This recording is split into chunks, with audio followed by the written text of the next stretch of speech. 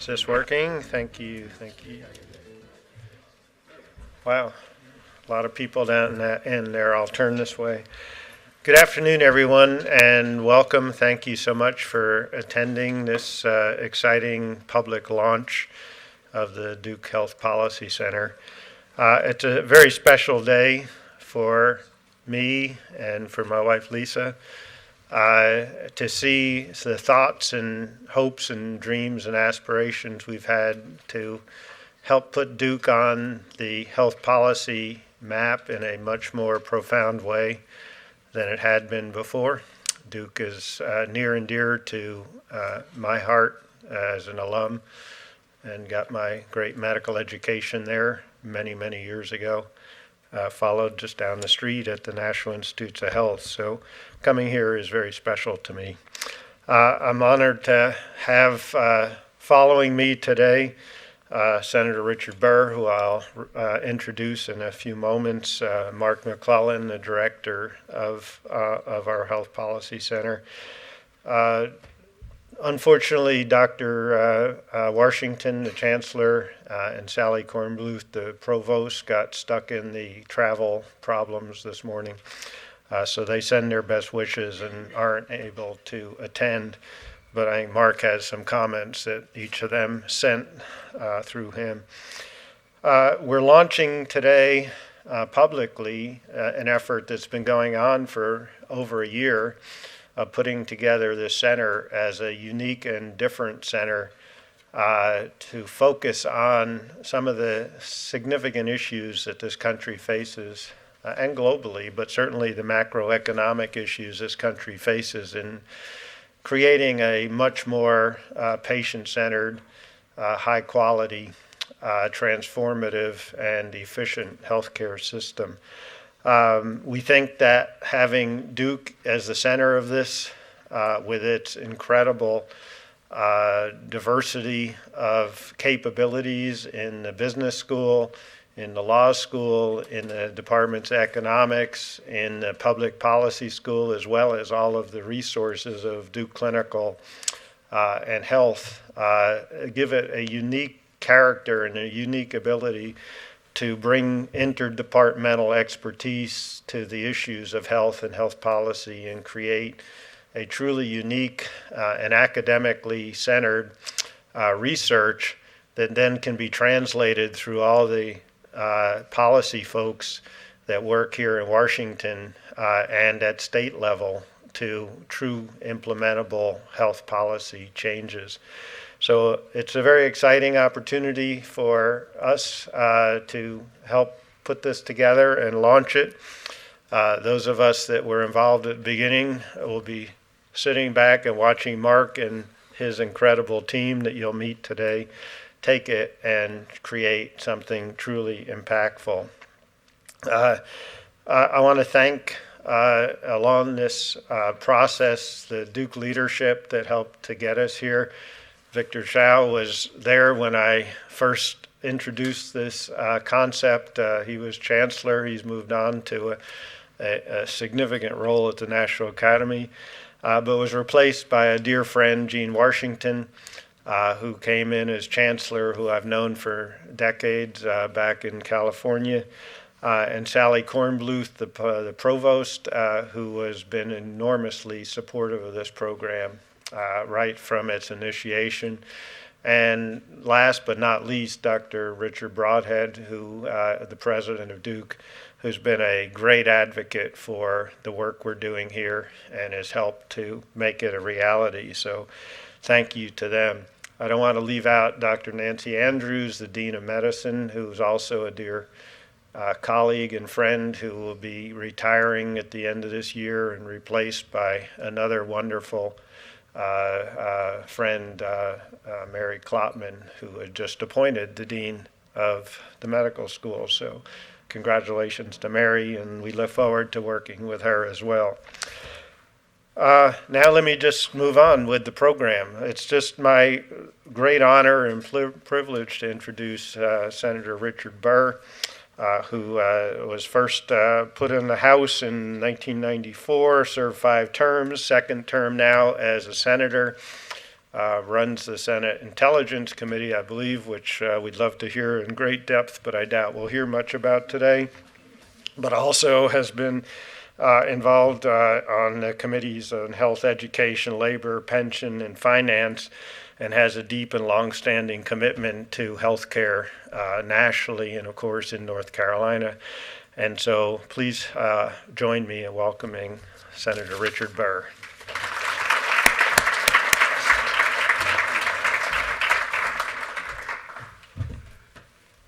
Bob, thank you very much for that kind introduction, and thank you for the invitation to be here. Having gone through the 2.5 weeks I have, kind introductions are not something you get right now. It's usually a very distinct adjective that they use before some words that we won't repeat today, but I'm delighted to be here and delighted to be part of this launch.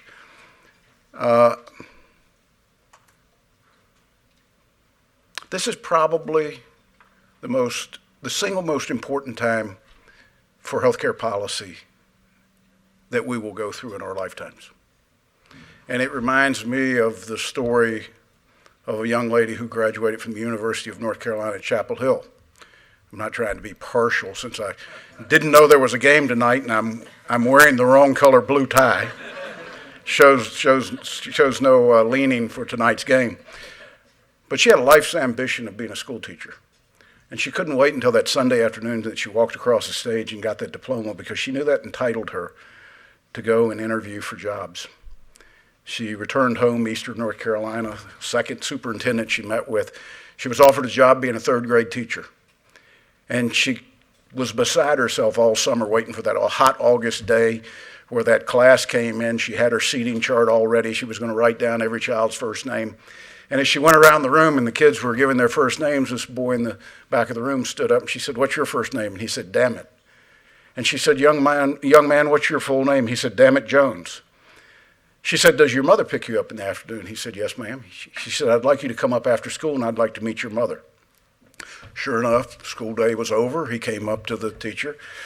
Teacher walked with him down to the car, knocked on the window of the car, and the mother rolled the window down and said, "I'm so sorry, I meant to come talk to you. He was my 9th child. It was the only thing that came to mind."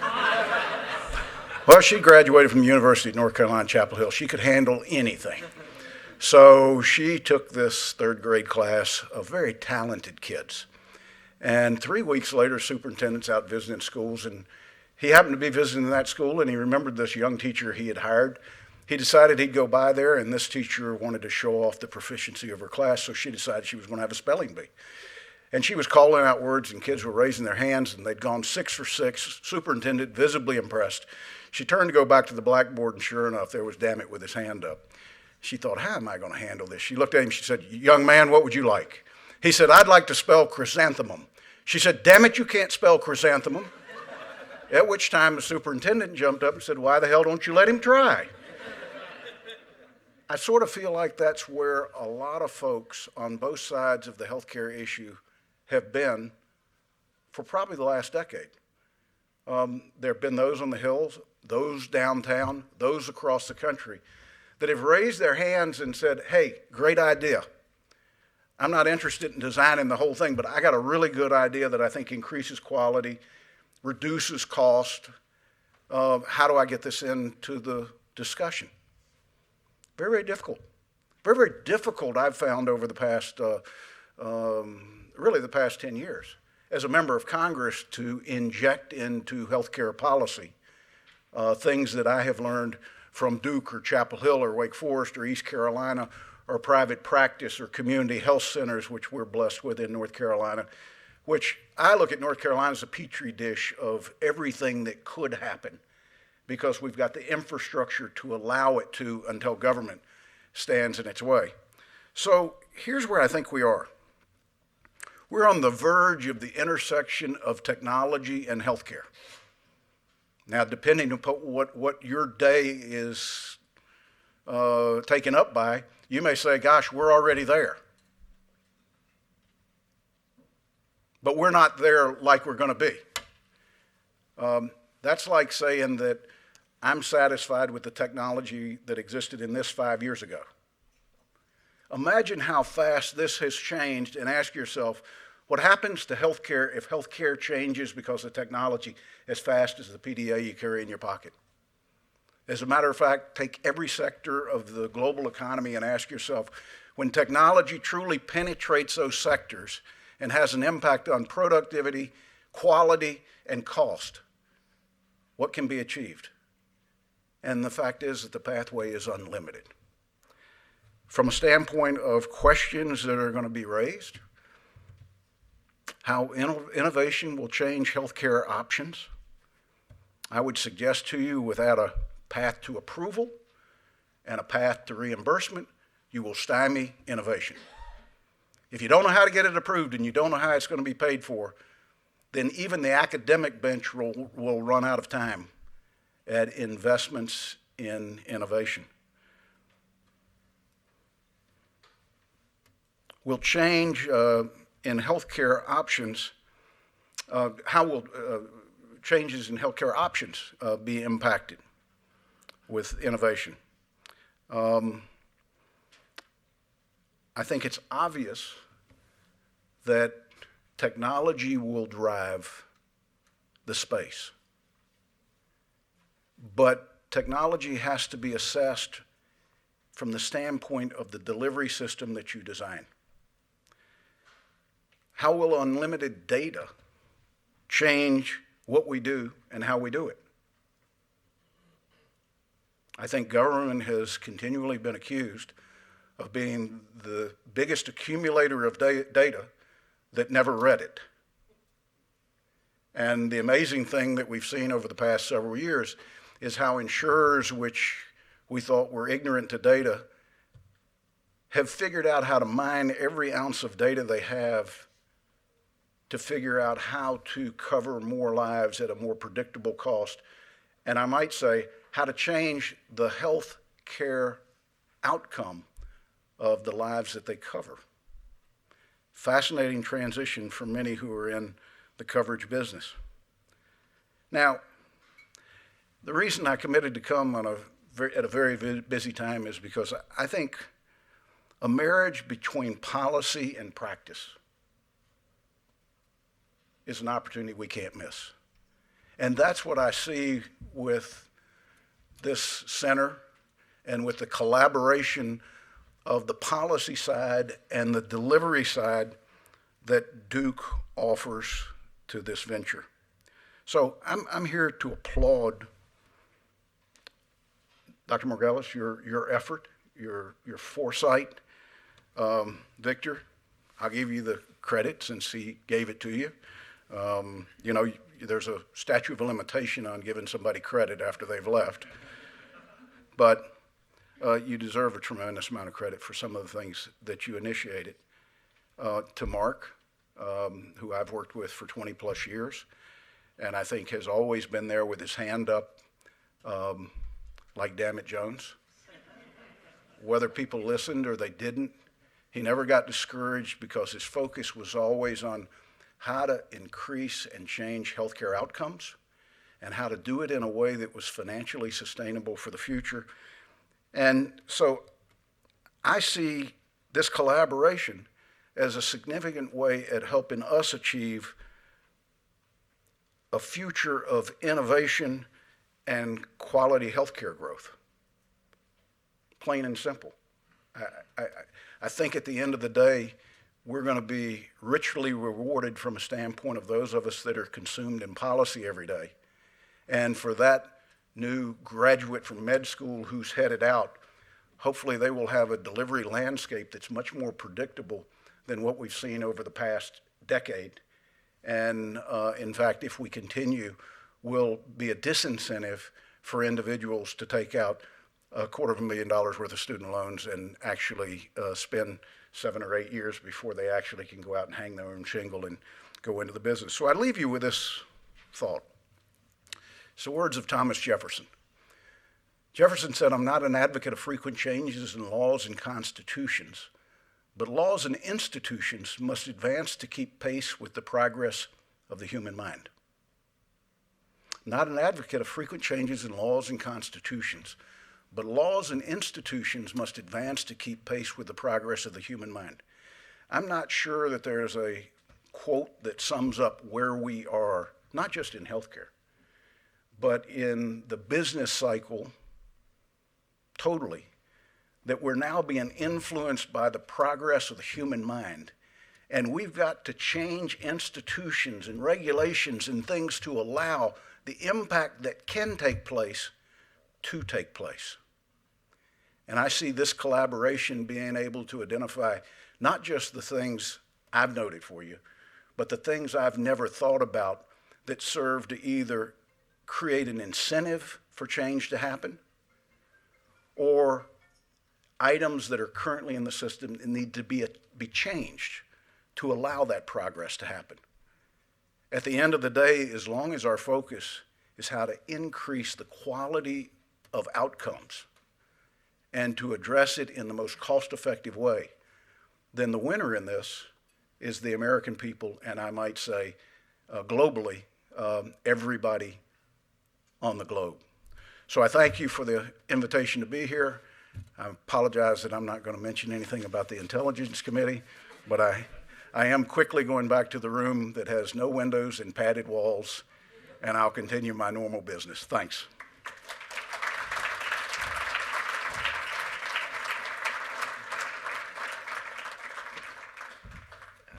Thank you, Senator. We really appreciate your being here. There is actually, I'm sure you can't tell us anything more about it, but there is actually an intelligence hearing going on right now, and we appreciate your taking time away from it.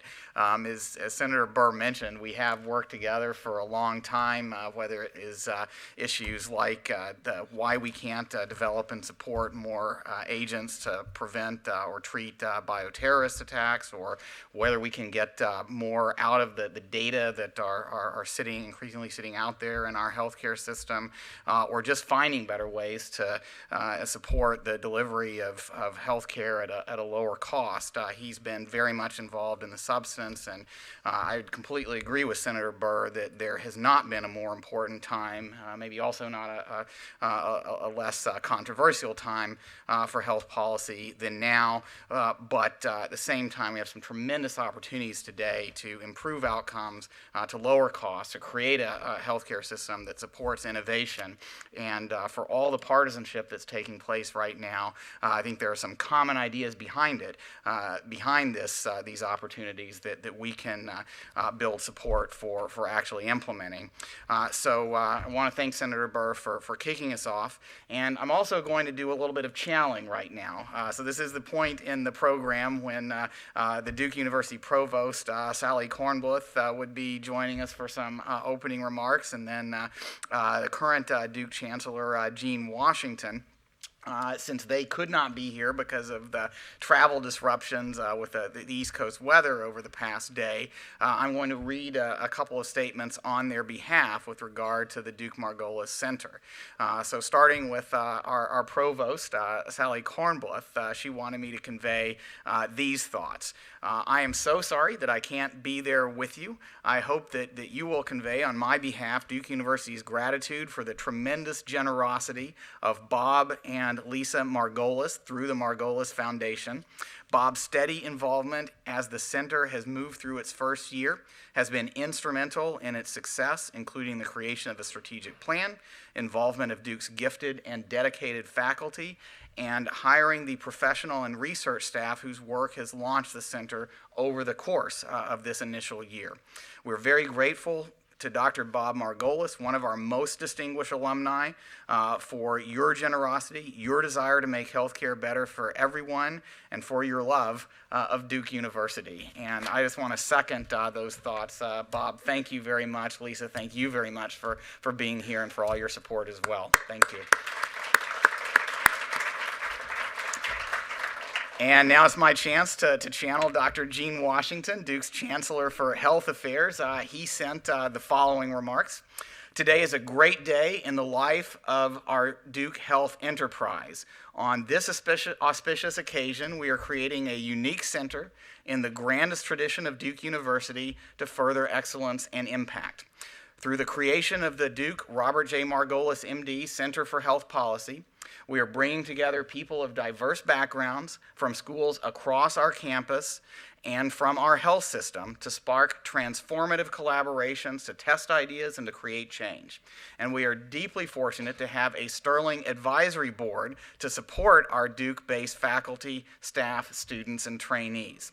With these eminent and exceptional individuals, Duke Margolis is uniquely positioned to shape the future of healthcare and healthcare policy. The center will connect Duke's intellectual resources with policymakers and policy analysts in the public and private sectors, translating dynamic ideas into health advancements. You have set high expectations that we are confident will not just be met but exceeded to the benefit of individuals, families, and communities around the world. For the creation of this trailblazing center, we owe Robert and Lisa Margolis a deep debt of gratitude. We thank them for their visionary leadership and for the thoughtful gift that makes today and the center's future successes possible. While I could not be there in person, I'm there in spirit. Please know that I wish you the very best with this timely launch of the Duke Margolis Center for Health Policy on behalf of Gene Washington. So Gene, I'm trying to convey his thoughts, but once again, I want to thank all of the people who have supported this institution and the development of this center. So again, thanks Bob and Lisa. So Gene and Sally are right. This is a big day for us. You've heard the much-deserved thanks to Bob and Lisa Margolis and to the leadership of Duke University for making this possible. I also want to give my special thanks to Victor Zhao, who, when the initial discussions around this center were taking place, was really able to capture and create some of the enthusiasm for it, enthusiasm that is continuing with collaborations that we have underway with his leadership at the National Academy of Medicine now. And I also want to give a special thanks to our advisory board. And it's a real privilege for me to be working with them in this capacity. And I'd like you all to maybe stand up or at least wave while I'm recognizing you here. We have with us today Dr. David Brailer, the managing partner at Health Evolution. Susan Denser, the president and CEO of the Network for Excellence in Health Innovation, NEHI. Dr. David Feinberg, the president and chief executive officer of Geisinger Health. Joe Jimenez, the chief executive officer at Novartis. Dr. Jessica Mega, the chief medical officer of Verily, formerly Google Life Sciences. David King. David's a lawyer, not a doctor, but still very valuable contributions. The chairman and chief executive office at Laboratory Corporation of America. We have a diverse representation here. Thanks, Dave. Governor Mike Leavitt, now at Leavitt Partners, and my close colleague over many years and many long days and nights at HHS. Dan Mendelson, also an old colleague from government days, leader at Avalier Health now. Deborah Ness, the president of the National Partnership for Women and Families, and Peter Orzag, the vice chairman of investment banking and the global co-head of healthcare at Lazard. In addition to these advisory board members who are here, our advisory board also includes Drew Altman, the president and chief executive officer of the Henry Kaiser Family Foundation, Dr. Tony Coles, the founder, chairman, and chief executive officer now of Humanity Therapeutics, and Joe Swedish, the chairman, president, and CEO of Anthem Healthcare. These three could not join us today due to a combination of previous commitments and flight disruptions, but they're also been instrumental in supporting our initial directions.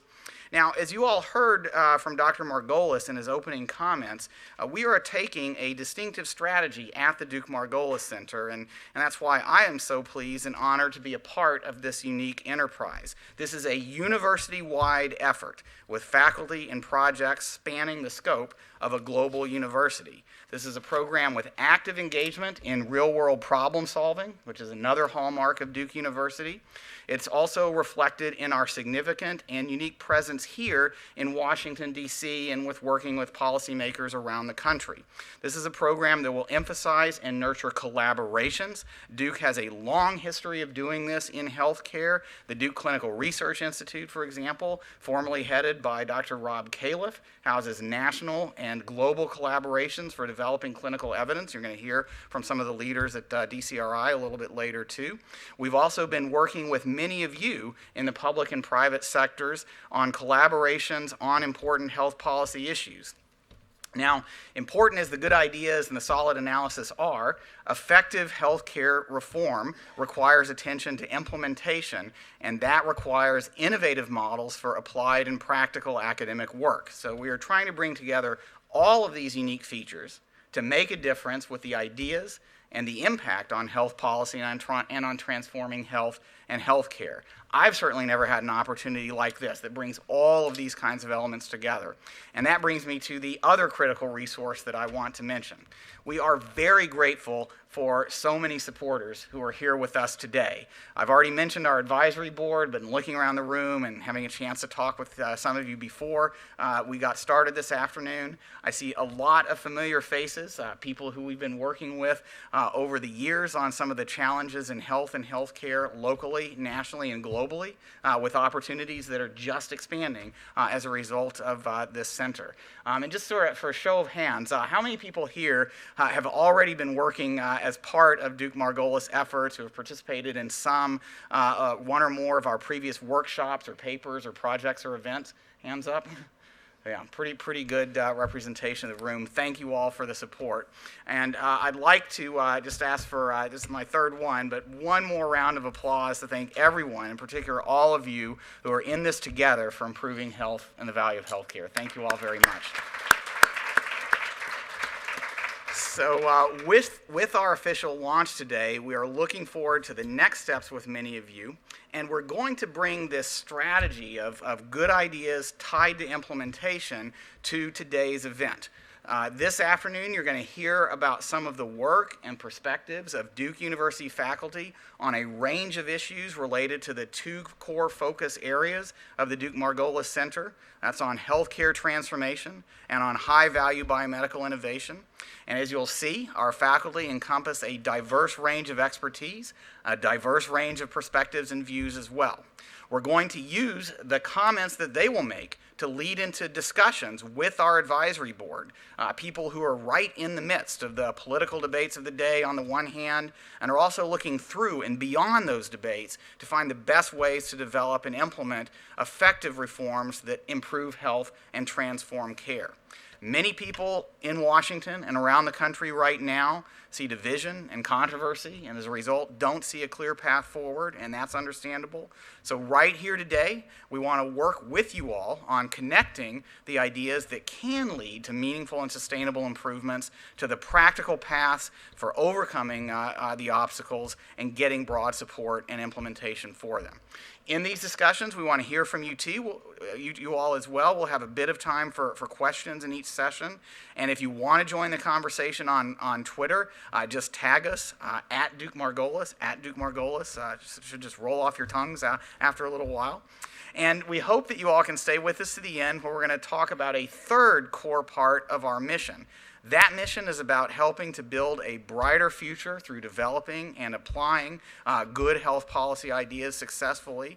And I don't think there's anything more critical to the future of healthcare and health in this country and around the world than what we do with the education of our future leaders. So we're going to briefly share with you some of the new directions in education related to transforming health and healthcare that are going to be part of the center as well.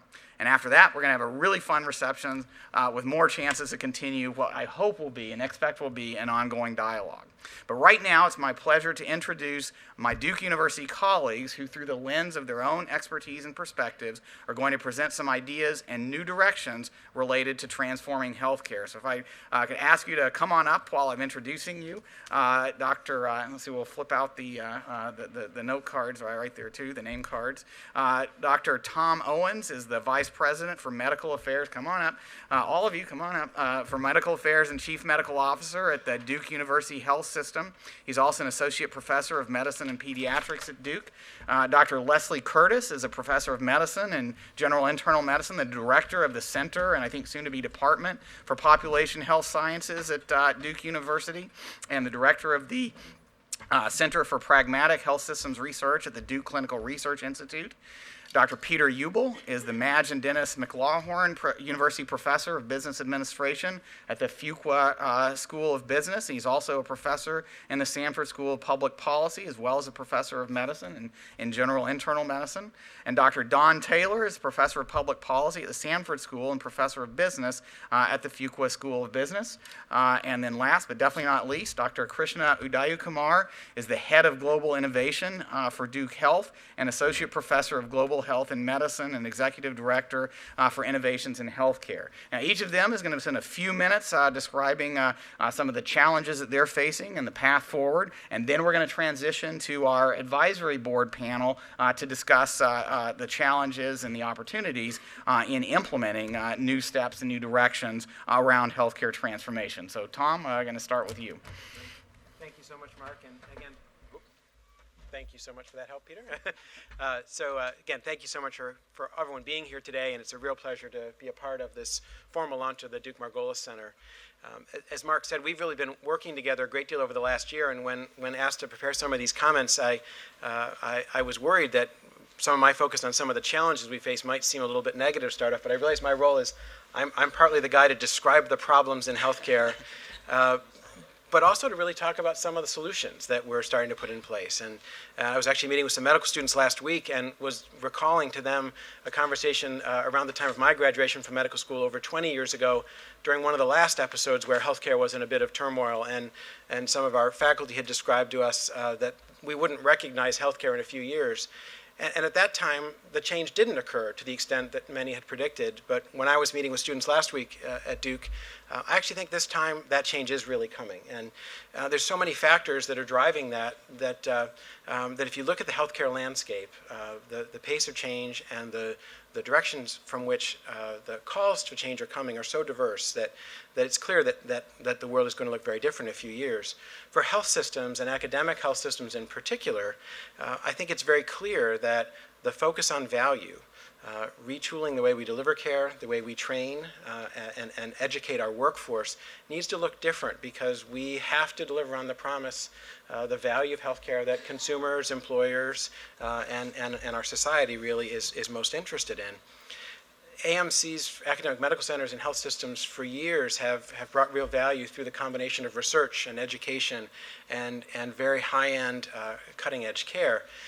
It's clear that traditional model is not going to be enough. We have to continue to move forward. And some of the challenges to do all that at once include that our leadership models do not necessarily have the dynamic capabilities they need to adapt to this changing landscape, to rethink how we deliver care first and foremost. In my world, that's a major area, but also simultaneously how we rethink our integration and the current cross-subsidization that occurs for academic health systems, where traditionally the clinical mission has been used to help fund some of those other key areas of research and education, and with the cost pressures that exist, really focusing academic health systems to be cost competitive with non-academic systems, that model is no longer going to be really possible. So when I think back over the last year, and again, I'm very grateful for the collaboration that's occurred with the Margolis Center, what I see as some real opportunities have included work that we started, again, under Dr. Zhao's leadership, focusing on care redesign, fundamentally rethinking how we deliver care, how we use teams and systems and data to drive performance around common conditions and episodes of care that span months or years, depending on the conditions we're focused on. Our initial engagement with Margolis, with Mark and members of the team, have really helped us to think about not only how we deliver care differently, but how we can help shape policy and payment to allow that transformation to occur and be successful. We're already starting to see some benefits from that. We've had some very deep and meaningful conversations built off the care redesign work that's happened to date for how we can be a more powerful and positive voice in the discussion that's happening right now to help shape some of the policy changes that we know need to occur. I think the education piece that I mentioned is also critical. We've already brought some young clinical leaders to the table to be a part of the conversation, to learn some of the skills and some of the aspects of health policy that are necessary to be an effective healthcare leader going forward. And I'm confident that we'll see over the coming months some real dividends that are paid from having those folks learn from Mark, learn from the other faculty that are here. I think the last thing I'll just say is that I think Senator Burr said it very well. The marriage here of policy and healthcare providers brings tremendous power in this relationship in the Duke Margolis Center and in the impact we can have more broadly. So I'm, again, very grateful for the collaboration date, very excited to continue to solve the problems I mentioned, and unfortunately many more that exist right now in healthcare. So thank you. I think I'm turning things over to Leslie Curtis then next. Great, thank you, Tom. And as Tom noted, the healthcare marketplace really is dynamic and changing very quickly. I think during this time of transition, we also see that we're not making the gains in health that we have come to expect over the last 50 plus years. In fact, there's some important losses that we recognize with respect to life expectancy. So that really brings into sharp focus the need to focus on the health of the populations that we serve. A population health strategy, I'm sure all of you would agree, is absolutely essential. It not only addresses a broad societal need that affects our communities, it affects our workforce as well. And it also speaks directly to the core mission of academic medical centers. And I mean, Tom just alluded to this as well, as did Senator Burr, the need to focus on reducing cost, improving quality, and overall the focus on the health of the people we serve. Now, there's a really important connection between population health and policy, and I think that's what's one of the aspects of the Margolis Center that is particularly exciting to me. We all know that policy is an effective tool, but it can be blunt. And blunt in that sometimes it doesn't quite have the targeted impact that we want it to have. And at the same time, it can have some unintended consequences for the people that we care for. I think what the Margolis Center is doing really is bringing together some unique data assets, real expertise, and institutional leadership to begin to generate evidence that really informs policy. And that, for me, is what makes this such an exciting opportunity. Our strategy that I would describe it as being multifaceted. So not only will we be evaluating novel payment and delivery kinds of models using this infrastructure that I described, but we'll also be looking around and bringing the best ideas that are out there to our organization to evaluate them, figure out how we can adapt them, how we can evaluate, adapt, and then implement those kinds of solutions that work elsewhere. We have some exciting work underway, actually focused on ACOs and led by my colleague Jeff Clow, who's with us today, where we're developing a standard set of metrics that can be used to benchmark performance and actually give ACOs some kind of very specific kind of actionable data that they can use to improve the way that they're designing care. We'll also be working to figure out which ACOs are best addressing some really complex issues like care at the end of life or medication management for complex populations. Those are just a couple of examples that come to mind. I hope everyone today leaves with an understanding of how really unique and exciting this opportunity is for all of us at Duke. And I'll turn it over to Peter Uval now.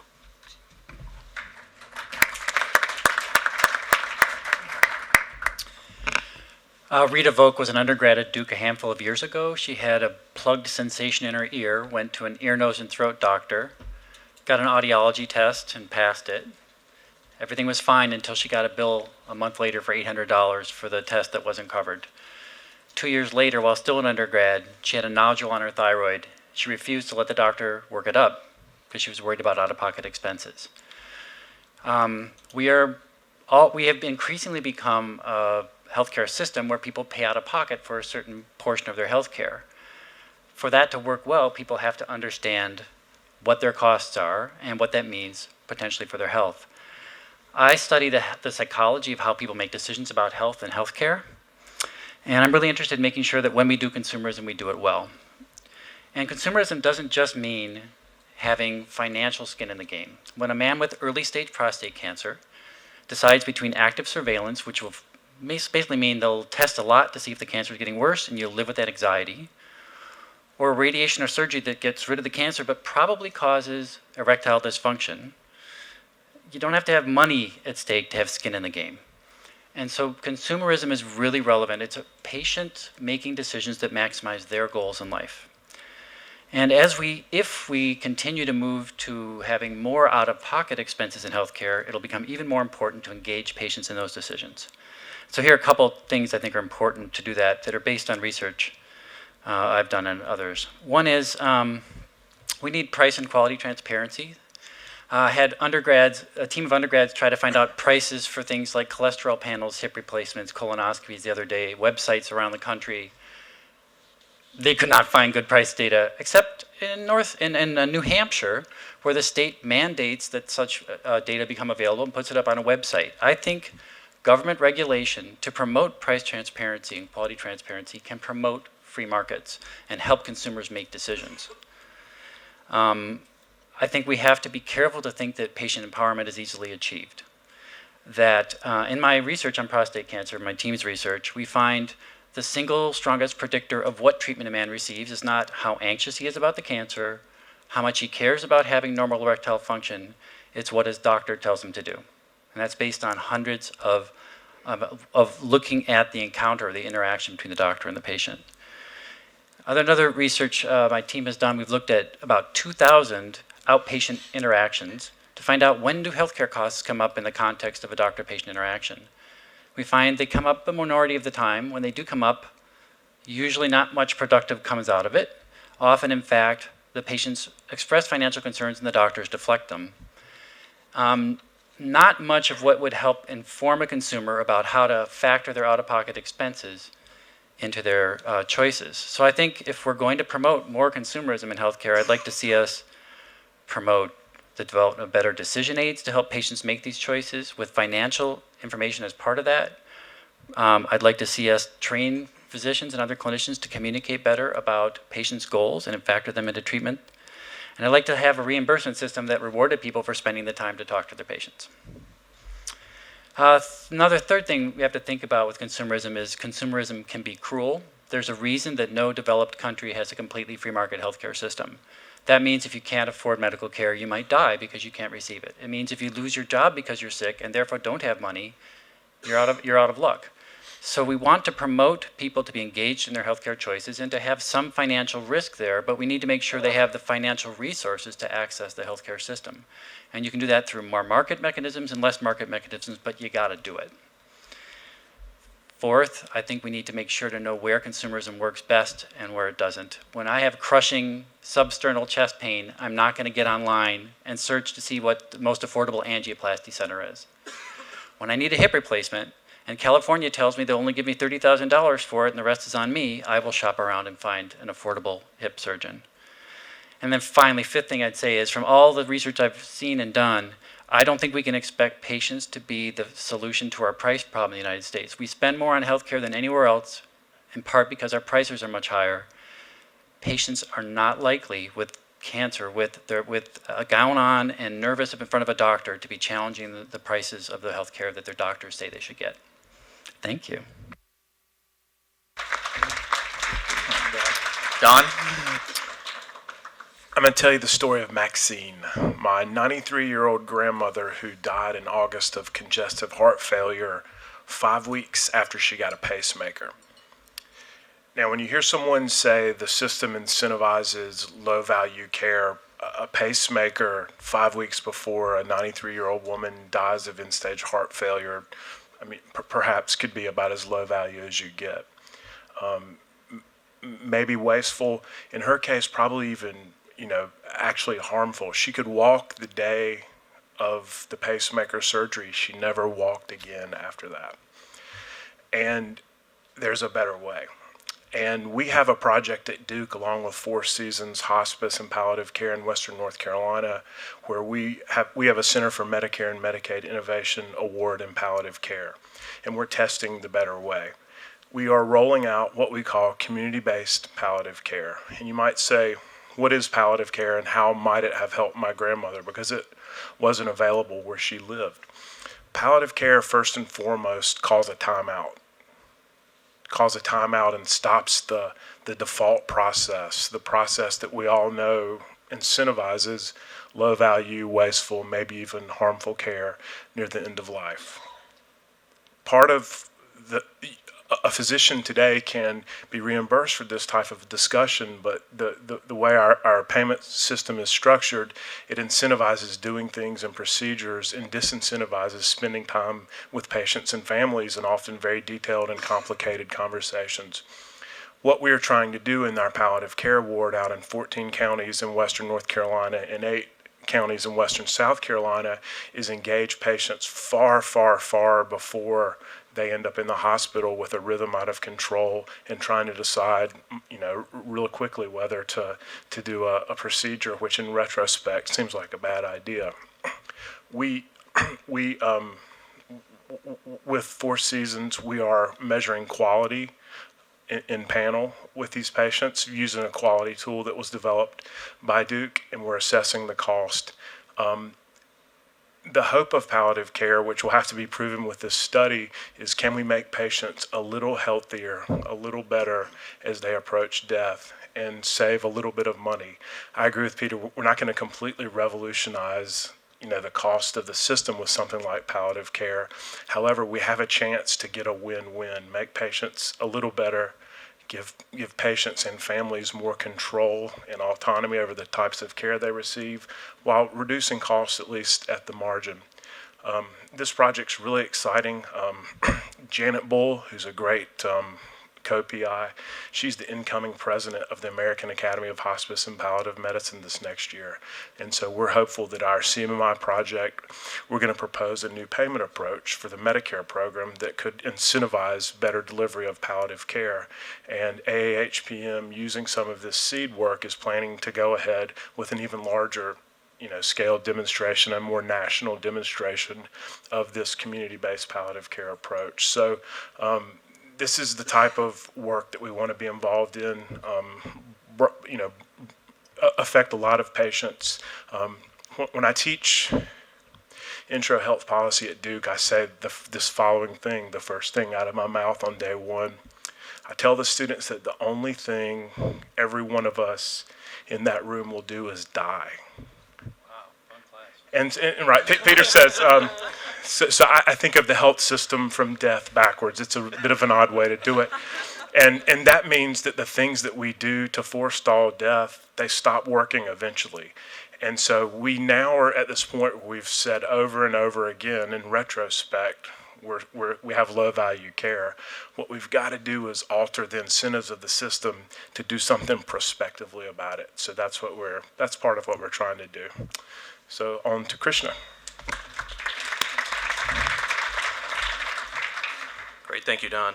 My colleagues have talked about everything from the challenges of academic medicine to population health improvement, value-based healthcare, consumerism. None of those trends is uniquely American. We know that leaders and policymakers all around the world are struggling with the same challenges. How do we increase access, improve quality, and reduce cost for essential health services and technologies? How do we improve health? And through our global engagement, we've learned that the best solutions to these shared challenges sometimes don't emerge from Washington or even Durham, but from very surprising locations, like rural Nepal or the slums of Nairobi. We're also learning that we can actually improve health policy and practice locally and nationally by engaging more broadly globally. At Duke Margolis, we're quickly setting up a leading center that's supporting global knowledge development, bidirectional learning, and the adaptation of policy and delivery innovations worldwide. And through our new Global Health Innovation Center, this work will link Duke Margolis to Duke's broader efforts in global health and health innovation. In our first year, we've begun this exciting journey by revising and expanding the policy framework for accountable care. We've used case studies to show that accountable care is a global phenomenon, not uniquely American. And that's allowed us to provide key policy recommendations through platforms like the World Innovation Summit for Health in Qatar. Our team's also analyzing the UK experience in accountable care and population health improvement and value-based care to be able to compare it to the US experience, determine lessons learned, and make key policy recommendations with support from the Health Foundation in the UK. Third, we're also driving U.S. adaptation of global best practices for providers, for payers, and for policymakers, and generating lessons from around the world, including the UK, Germany, the Netherlands, Singapore, and Nepal. And all of this work is further strengthening over 5 years of efforts that we've made in supporting leading healthcare delivery innovators all around the world through a nonprofit we co-founded with McKinsey & Company and the World Economic Forum called Innovations in Healthcare. Building from this early success, what we're trying to do is establish a unique platform through Duke Margolis that creates an integrated approach to combining effective policy, payment, and delivery solutions to address the most pressing challenges locally, nationally, and globally. Thank you. I'd like to thank all of our panelists, not just for being here today and collaborating in the development of the center, but for, as you've heard, a very important and heartfelt research agenda that has a lot of implications for policy. So now we're going to turn to our panelists to help relate some of these ideas to their short and longer term practical opportunities and obstacles for real healthcare transformation. And I think they'll add some of their own perspectives and insights on healthcare transformation as well. So if you all could come on up. Our first panel is moderated by Susan Denser and includes David Brailer, Victor Zhao, David Feinberg, Governor Mike Leavitt, and Deborah Ness. And they've all been introduced earlier, not that they really needed introductions. And as soon as they get seated, I'm going to turn this over to Susan for moderating the panel. Thank you. Great. Thank you very much, Mark. It's a delight to be with all of you today, and an honor for all of us on the advisory board as you launch the formal activities of the center. So, fellow panelists, as we heard, first of all from Senator Burr, and as others have cited, this is probably the single most important time for healthcare policy in our lifetimes.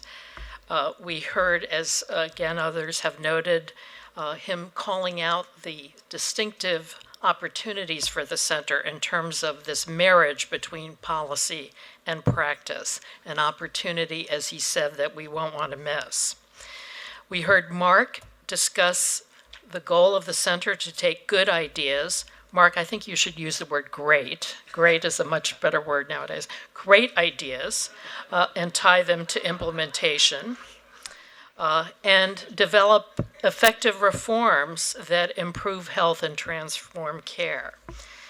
And then, as we've heard from the Duke faculty members who just spoke, whether it is focusing on developing new models of value for academic health centers, whether it is developing a new set of standards from which to judge the performance of ACOs, whether it is determining where being a consumer stops and being a patient begins when it comes to healthcare decision making, whether it is developing models to incentivize palliative care so that we make better and more sustainable decisions toward the end of life, or whether it is harvesting the value of innovation around the world to address our common global challenges of improving health, expanding access, and doing it all at sustainable costs.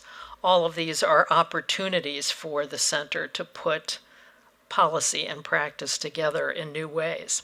So with that, I'd love to hear each of you react to what you've heard about the work of the Duke Margolis Center in the realm of healthcare transformation in particular, and connect it with the work that you have done to talk about the real opportunities that lie ahead for the center to move forward in very novel and important and contributory ways. And since, in my experience, conversations about healthcare almost never start with a patient, today we're going to start with the patient, and actually our stand-in now today on the panel for patients, Deborah Ness from the National Partnership for Women and Families. If you would kick us off, Deborah. Well, thank you very much, Susan. It's incredibly exciting to be here. And what I would like to do is first focus on what Dr. Peter Ubel and Drs. Don Taylor and Don Taylor said, because if I had my druthers, you would be rewriting the definition of consumerism. Or maybe you'd come up with something even better so we could banish that word completely from our healthcare vocabulary, because it has become a word fraught with negative implications for the consumer community, because it has so often been used to be a thinly disguised way of shifting costs, or handing people a voucher and saying, you're on your own, go see what you can do, or expecting that the healthcare marketplace would work like any other marketplace. And I thought it was really terrific when Peter talked about the fact that there is a time and a place when consumers can shop, and then there are times when they can't. And one of the great ironies is that we've put so much focus on this business-like idea of consumerism that it sort of contradicts everything we know about where most of the cost in the system comes from. Very often, the people who are most expensive to care for are going to be the least likely to be your shoppers, let alone the fact that we don't give them the tools to shop. And we need to also keep in mind that we have a long ways to go in terms of transparency of price information, cost information, and quality information. And we have a long ways to go in terms of helping the public to arrive at a different mindset about what quality healthcare is. It's very hard to take folks from in our current environment and convince them, for example, that you can get 4 seasons care at Motel 6.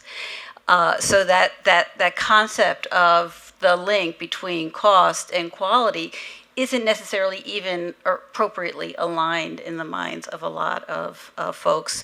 And so when we think about just using financial steerage to get us to where we want to be, I think we go down a path that has only limited utility.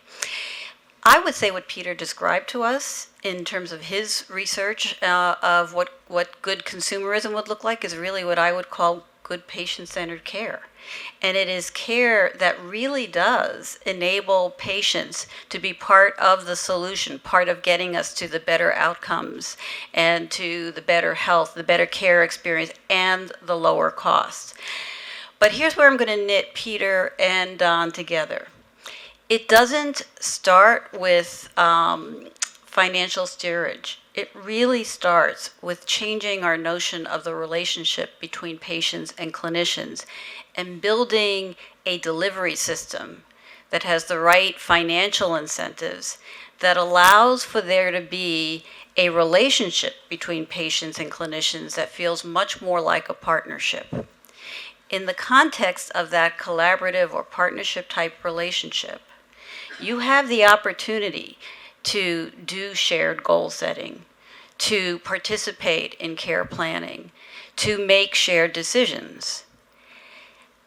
That is a very different kind of patient experience. That is a patient experience that leads to making better decisions, changing behavior, being involved in their own care. But we right now don't incentivize clinicians to be able to provide that kind of care or take the time to build that kind of relationship. And it's certainly not the message that we're giving to our patients. And I can't tell you the number of folks I know who have said, okay, I've tried to be more involved in my care, and here's the experience I had with my doc who had actually no time to involve me. So I want to thank the professors at Duke for beginning to walk us down what I think is a very exciting path. If we could somehow marry the idea of the right financial incentives in the system to allow that kind of relationship to evolve, then I believe that patients and clinicians together can get us to that goal of better care and quality and lower costs. Great. Thank you so much, Deborah. So, Governor Leavitt, you've had a chance to observe many of these issues from so many different perspectives. Your leadership as the governor of the state of Utah your leadership as the Secretary of Health and Human Services, and for the past number of years being so actively involved in delivery system reform, tracking the growth of accountable care organizations, this move to value throughout the country. So from that unique set of perspectives, what do you think are the greatest opportunities now for the center?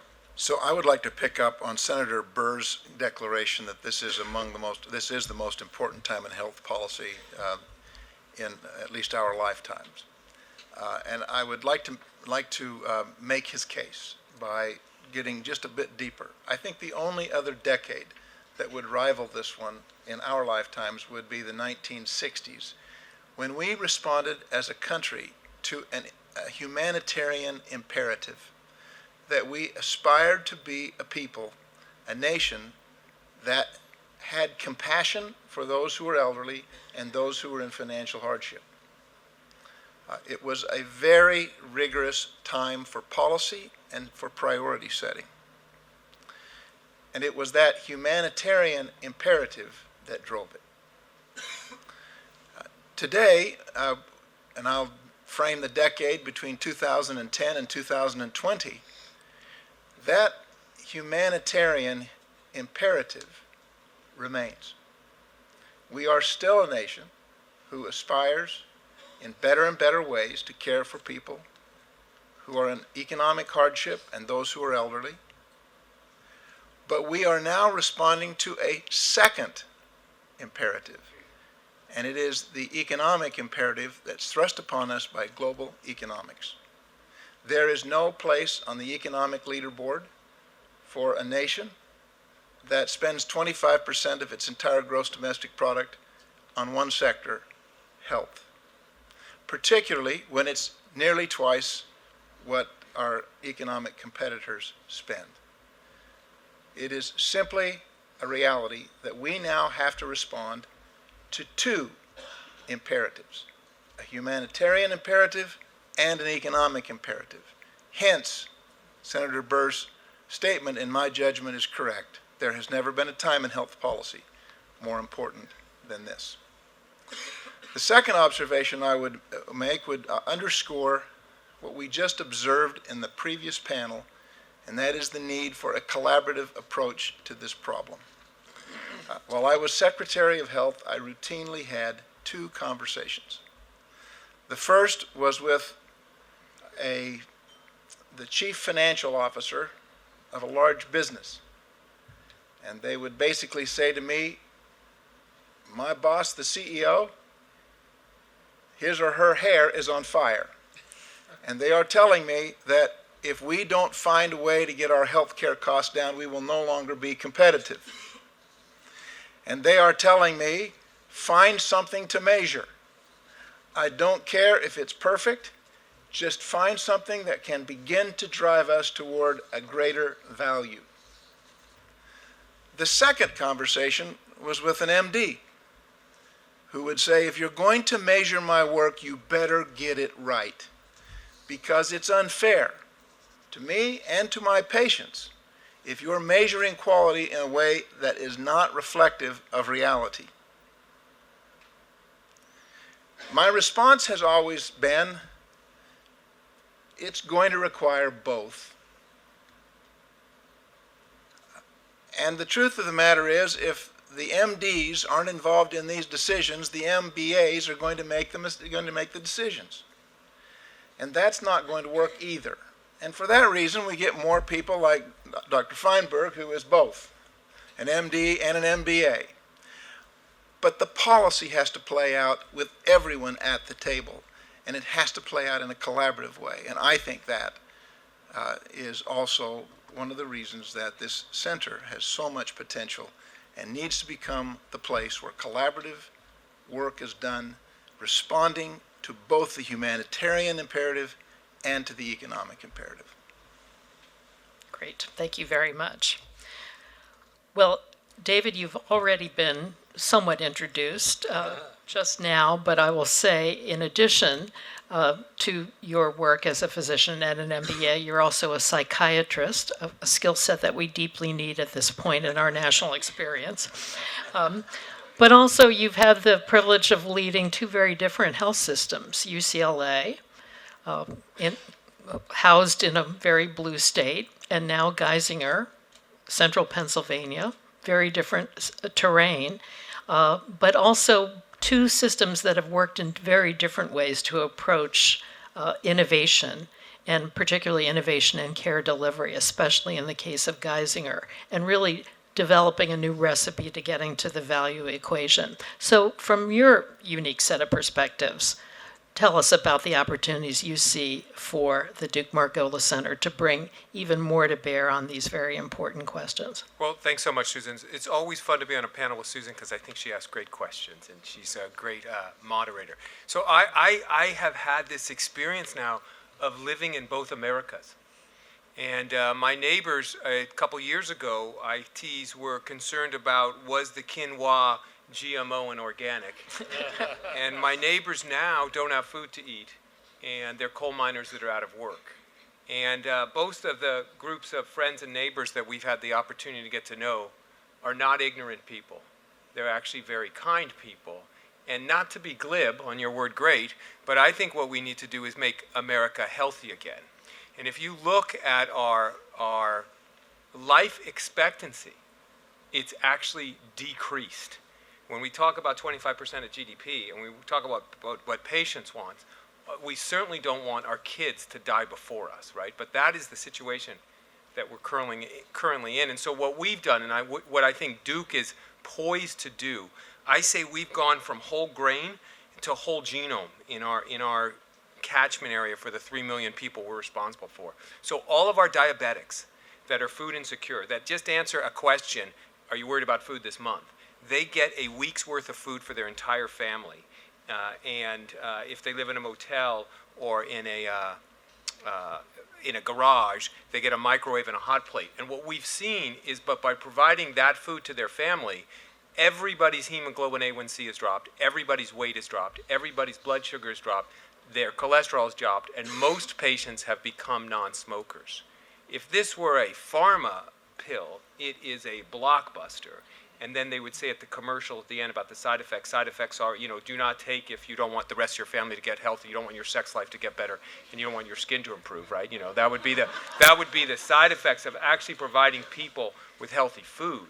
So while we have to reform our health delivery system, that basic kind of food, shelter, and clothing is absolutely crucial if we're going to make any kind of progress. And then when we go to our most extreme, and I think it is a phenomenal time in medicine right now because what we do with the genome. So we've now sequenced 160,000 patients, whole exome sequencing, combine it with their phenotype, and are doing, I guess what they call in this town, precision medicine, what we call anticipatory medicine. We have seen a 16-year-old girl who comes in and she's dehydrated from soccer. She participates in our MyCode study and comes back with 2 of the genes associated with fatal cardiac arrhythmia. 30 people in her family are treated by Geisinger. Uncle Bill choked at a restaurant at age 22. He didn't choke, he had a heart attack. She's having a heart disease, and people are brought in and put on pacemakers or told you don't have to worry, you don't have the gene in the family. To me, this is the first time that we could start doing stuff like this. So when you look at what Duke can do, it's incredible coming together. You got all the pieces, and Mark, I say this with all due respect, you have no excuses, right? You got world-class medical school, world-class professional schools, world-class, you got everything to be able to make sure that these patients, the ones without food that have diabetes, probably we could eliminate 90% of type 2 diabetes by giving people food. I mean, that has to happen. And then on the other extreme, the high-tech stuff, what can we do, genomics as an example, to make sure we're anticipating what's going on so we really don't have to worry about the burden that we're all going to have when everybody gets old and we don't have enough providers. So it's on you and the team. Yeah. No pressure, though, Mark. No pressure. Great. Well, thank you, David. So, Victor, as we've heard, you obviously come from the Duke gene pool originally, and you've spread that rich genetic genetic content up here to Washington, D.C., and your leadership of the National Academy of Medicine for these last several years. And then under your leadership, the National Academy came up with a kind of a checklist, a big CEO checklist for the incoming administration and for all of us to think about the vital directions that we now have to pursue in health and health policy in the United States. So connecting that checklist to the work of the center, what do you think, where do you see the most fruitful set of opportunities? This is a great day. I'm looking at Bob Margolis and thanking him for his vision and his boldness in making this happen. I'm looking at Mark McClellan, a good friend and somebody who is, I believe, is one of the most effective health policy person. And listening to the faculty and think about the richness of Duke. I wonder why I left. No, I'm teasing. But I think the opportunity is really here. It's very clear.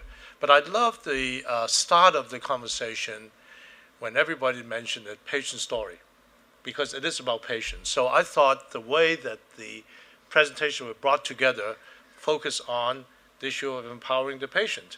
That's what Peter Ubel talked about. And call it whatever it is, but I think it is about the patient. And when Don talked about the end-of-life care, that's certainly something that resonates with all of us, but also the work that we do at the National Academy, looking at patients' desires, culturally sensitive, and how to support them. So I thought that was a great start, but it's about building the care system around them. And certainly population health that Leslie talked about is spot on.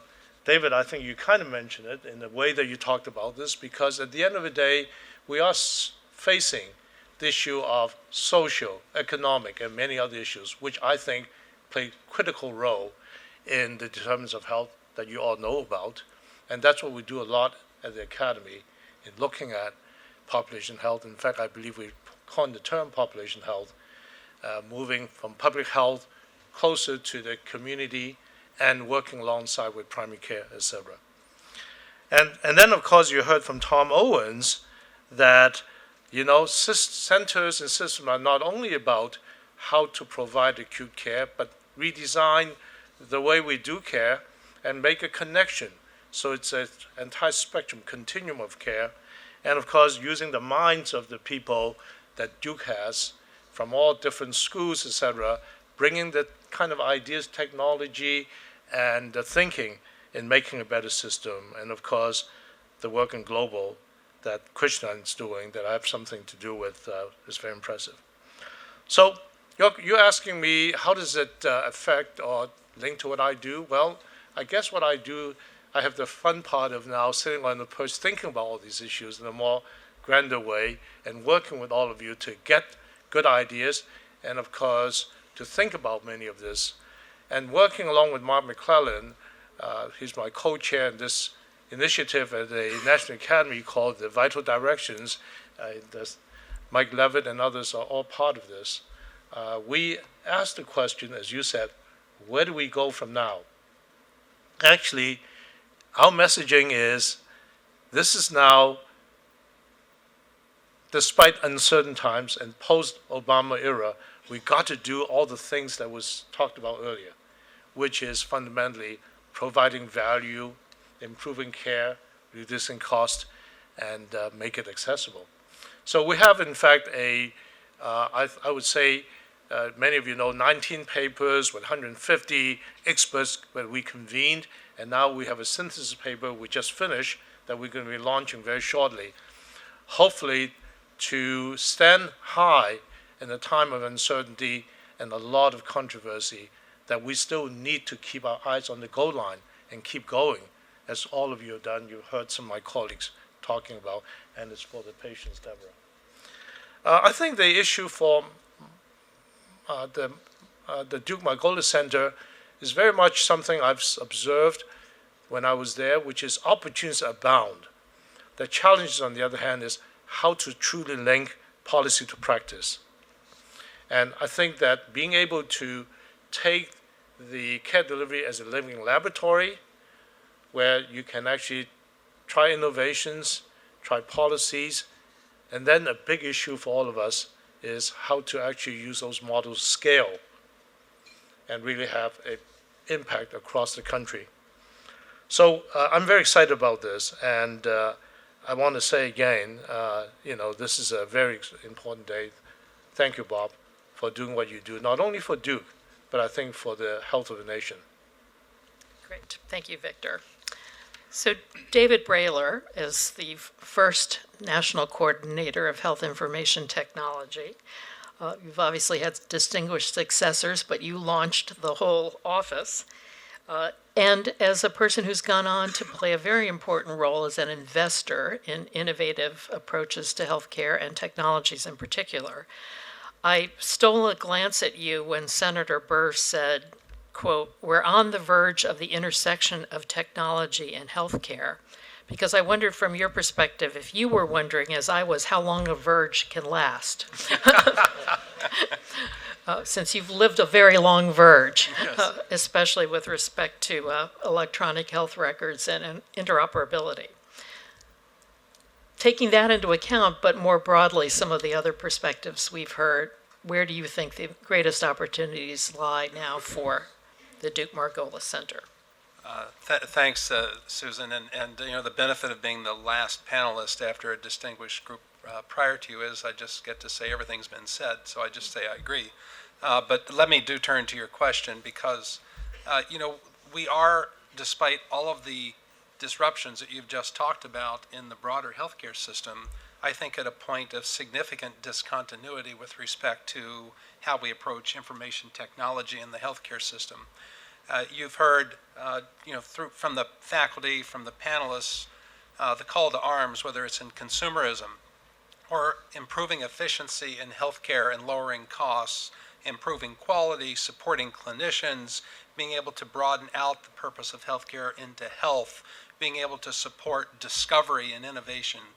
And, each of those, we could spend a lot of time today, and I know the faculty of the Duke Margolis Center are already doing this, thinking about what is the information, what is the data, what is the way software and information technology support each of those, whether it is in how physicians use increasingly intelligent reasoning systems to make better decisions. I do think we will see the equivalent of, if not the autonomous vehicle in healthcare, at least the driver-assisted system in healthcare that keeps the doctors from veering off the road and crossing the guideline and helps them park when they need to. The same with the consumer. We have seen consumers have such a very, very low degree of engagement in what we consider to be the things we're doing for them. But we've never really brought it back to consumers' terms using technologies that are proven so broadly outside of healthcare. Or in discovery we talked about with real-world evidence. And so, if you look at each of the things that we want for healthcare, each of them cannot be achieved without vast capabilities being built upon where we are in our information technology capabilities. Yet at the same time, we have left health IT somewhat behind. We have now finished what I consider to be a binge, going from very little adoption of electronic tools at the point of care to a vast and nearly monoclonal infrastructure that has come up so quickly and is now in place, and we're beginning to see the potential for long-term benefits.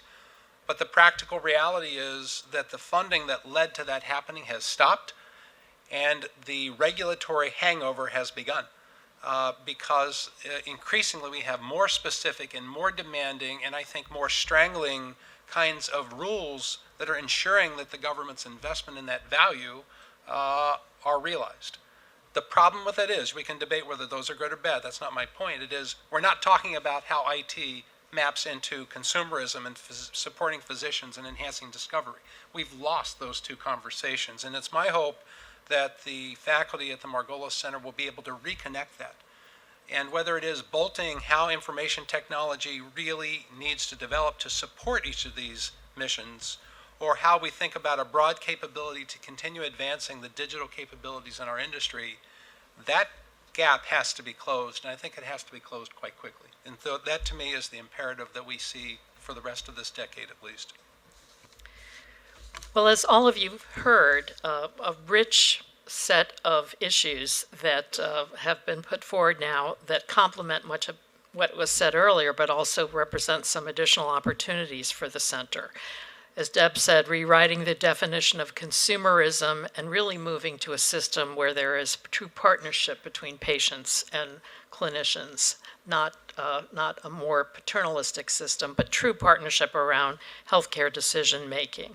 As Governor Levitt said, seizing this time of the humanitarian imperative that is before us, but the economic imperative that also exists, and really shaping a meaningful set of policy approaches to that.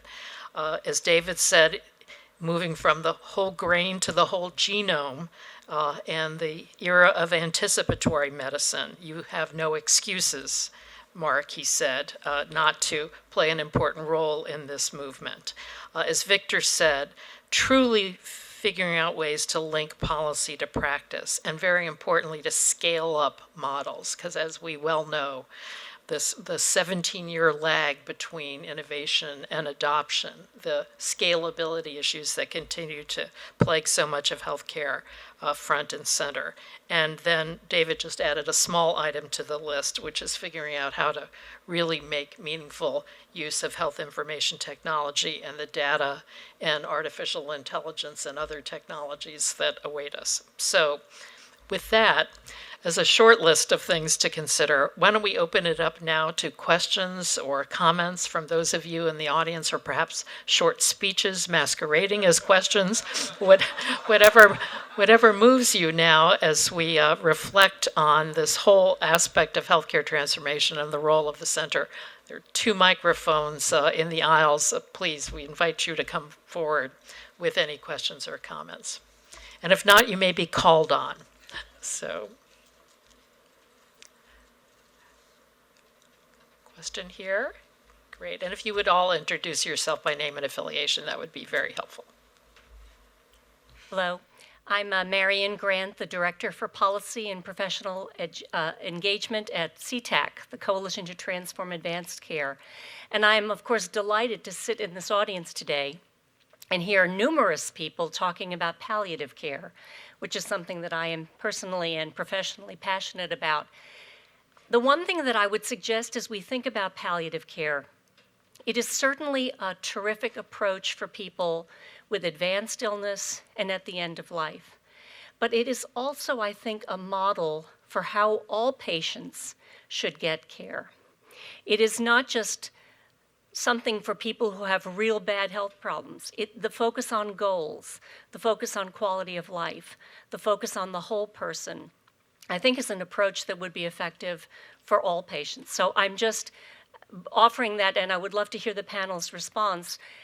Is that something that we could use as a model? Yes, we're testing it with people who have end-stage illness, serious illness, but does it give us a framework that we could use for more people? Deb, you want to start, and then Victor, given Sure. the NAM's focus on end-of-life issues, love to hear your Well, comments. I actually think that is the model for all care. And in fact, if you don't have that model in place, think about how much harder it is to suddenly put it in place when you get to palliative care. Because frankly, at the point that you're there, you already want to have a trusted relationship. You already want to have a clinician who you can engage with and make those decisions with. You don't want it to be the first time you're ever making a shared decision, or be confronted with whether or not you want to sign the most form by somebody who you don't know.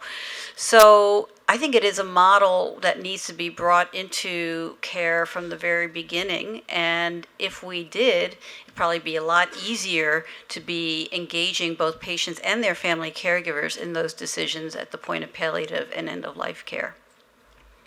Victor. I would put it this way. As we look at our report on end-of-life care, what we've learned, of course, is making sure that we understand patients' desires and making sure that conversation occurs really, really early. In fact, In our study, we talked about actually conversation about this so early before you even face any kind of illness, right? And the issue of sensitivity to the needs of the patient and family, and the relationship and partnership, as Deborah said, between care providers and the patients, and also the integration, if you will, continuity of social needs and the medical needs. So I think it would be a good model in that regard, in thinking about those general principles of patient care and relation of patient with their providers. Well, and the final good news is that it's either cost neutral or it saves money. So we think it's certainly the triple aim, if we still use that expression. We'll keep it alive as long as we can. Lisa. Thank you, Susan. Lisa Simpson, President and CEO of Academy Health, the Professional Society for Health Services Research. So first, congratulations, Mark, of course, on this wonderful event and all the great work you're going to do. So we're really looking forward to it. I want to, this incredible panel has laid out a series of challenges bedeviling all of us in trying to make healthcare better. And I want to drill in or maybe dig into one that you alluded to, Susan, and ask for your advice to Mark about how he, in this new role and this new center, will take it on. And that is the disconnect between academically produced health services research being timely and relevant enough, fast enough, good enough, and quickly enough translated into all the opportunities for transformation and innovation. Because we obviously worry desperately about staying relevant and achieving our goals. I don't want to be here 20 years from now talking about 17 years. It's already been 20 years we've been using that quote. So what can Mark, in his leadership at Duke, stand up as an academic center and lead the way for others to also be relevant and really take on the challenges that you've outlined?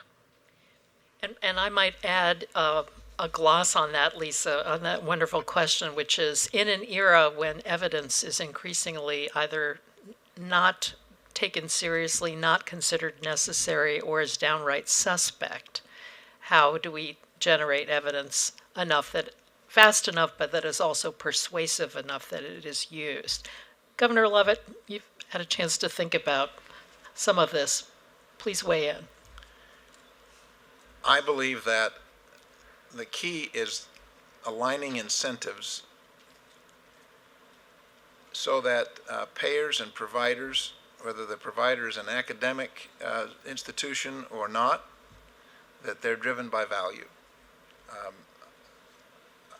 I've given Mark one piece of advice, and that is that so many organizations who have this as their mission end up being driven by where their money ends up coming from. And I think this organization needs to be driven by value. And I think that is the dilemma, is that we're driven by the wrong economic incentives. And one of the things about value is that it aligns the incentives. Victor, why don't you comment also on this question of generation of evidence quickly enough to have a role in affecting the policy process? Lisa, I think that evidence are being generated fast enough, in my opinion. It's the adoption and dissemination that's the problem. And that is what Governor Leavitt in some degree said. I also believe strongly that culture matters. It trumps everything. And so when you really create in an academic center, what you're talking about, a culture where people are able to take risk, look at new evidence and try new things, support it, I think that you're likely to adopt this much faster. Right? A lot more grassroots observation, collecting that information, innovation, being willing to actually test it out within the Duke system and as models to move forward. Because people want to see evidence in order to scale and adopt. And what better way in which you can actually test it within your own system by linking policy to practice. So your advice to her would be just keep at it. the health services researchers of the country just need to keep at it. No, but I think what I'm saying is it ought to be linked. The whole theme of today is policy to practice. The researchers, you can talk about all the big data and ways of generating evidence, but I think if evidence are not translated, adopted into practice, and best is to do it in a fashion which you can pilot, model, whatever, and then collect the information to show that it works so you can scale. I think that goes much faster than publishing or trying to get broad policies adaptation. Okay, great, thank you. Let's take a question over here. Hello, I'm Martin Avoitis. I'm with HealthJump. We're working on the issue of health data interoperability. And so when I look at health data interoperability, I see my grandchild who's now crawling. And we don't know what the adult will look like, really. And so I'd be curious to know what leadership is required or is useful, and what this leadership going to look like in order for health data to actually be accessible and useful for all our different purposes and stakeholders. That question has your name on it, David. Well, I just want to assure you that by the time your grandchild gets on Medicare, we'll solve the problem. This has been a bedeviling challenge. Those of you that remember the nation's first framework know that goal 2, after creating point-of-service electronic records, was to connect them all together. And we kind of left that one along the wayside. By 2014. By 2014, yes. But that was a little bit of waggle. There are so many challenges with this, whether they're cultural, economic, technical, I know that you're quite aware of. The question becomes, what is the recipe that cuts past those? And we today, I think, have solved the technology issues. We know how to do this. There are sufficient standards, there are sufficient protocols, there are sufficient technical capacities to cause the integration of meaningful data that can be used. There are too many pilots that have shown that it can happen. What we're stuck with, I think, are issues where we have artifacts of law, where it makes it quite difficult for organizations to collaborate and share data. The liability chain doesn't get terminated in a sufficiently clear way. Whenever I start participating in these kinds of networks, whenever I share data, I still technically only have to share it with a patient and not with an entity acting on their behalf. And so there are many legal issues that I think where the government, particularly federal government, but states as well, have not simply said, this is the patient's data and thou shalt do what the patient demands with the data or with an entity they designate on their behalf, period. So there's those issues. And then we also have separately, I think, value questions. We have yet to demonstrate, other than general healthfulness and general awareness, why interoperability is so important to the care of a person, to the health promotion of a person. We know in theory, but it's insufficient to be able to drive the system towards those goals. And so I think this is an area where we do need more research. It's an area where some of the projects that have tried have taught us a lot, but not enough to say, here it is. And I think this is an area where the center can be quite helpful. And the third issue I'll come to is that we still have a very enterprise-based, very proprietary set of attitudes among health systems about how valuable their data is as a strategic proprietary capacity. And there's enormous resistance up and down the value chain. Vendors think they own the data, it's going to give them a leg up, and they're going to monetize it. And health systems believe it has value and it's going to be monetized. We still haven't shed the beliefs of the past, that that data somehow does belong to others to monetize or to benefit from or to be denied. And that's a much more difficult challenge. Frankly, I think in the end it is the toughest challenge. I don't think you can technologize away or legislate away, but it's simple, it's there. So if you're working in this space, congratulations, and I know you'll have a career's worth of work because it's a tough challenge. Susan, would you accept one other comment on this? Please, yes. Many years working with David, trying to develop standards for interoperability on health information technology. This problem mirrors that, as he's just reflected. It's been my observation that there are only 3 mechanisms by which standards ultimately emerge. The first is that the government just declares them. And I think history has demonstrated they get them wrong. The second is that you can just wait till the last vendor is standing. everyone wants their standard to be adopted as the standard, and that doesn't work. The third is the hard process of collaboration, of bringing people together to do the hard work of collaboration. There is a book out I noticed recently on emotional IQ. I think there is also a collaborative IQ. And that's a skill set we're all going to have to work on, because it's the only way we'll get to sharing data. It's the only way we'll get health information standards as well. Great. All right, let's take, I believe, did you have a question as well? All right, we'll take these last two quick questions. Thank you. I'm Alan Dyer. I'm at George Washington University now doing psychiatry and global health. I was on the Duke faculty for many years, and I did my MD and my PhD in medical ethics there. It's actually the Geisinger connection that I want to comment on. It was about 25 years ago that I was invited to do a keynote address for the Geisinger's 25th anniversary celebration on ethics and health policy. When we talk about value, we often talk about it in economic terms, but I think there's an ethical dimension as well. So my question is, what's the role of ethics in the Center for Health Policy? David, you want to take a stab at that? Okay. So I think what's missing, and this may cover ethics, I think we've kind of forgot to love our patients. And that as a provider, that kind of sacred ability, we heard from the faculty today, you know, when you've got the prostate cancer, you do what the doctor tells you.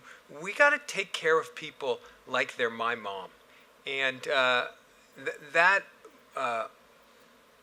sacredness has been lost when we are looking at computers often, and when we are, you know, when patients come in, whether they come in, we, I think, have 11 helicopters and 12 hospitals and 200 clinics.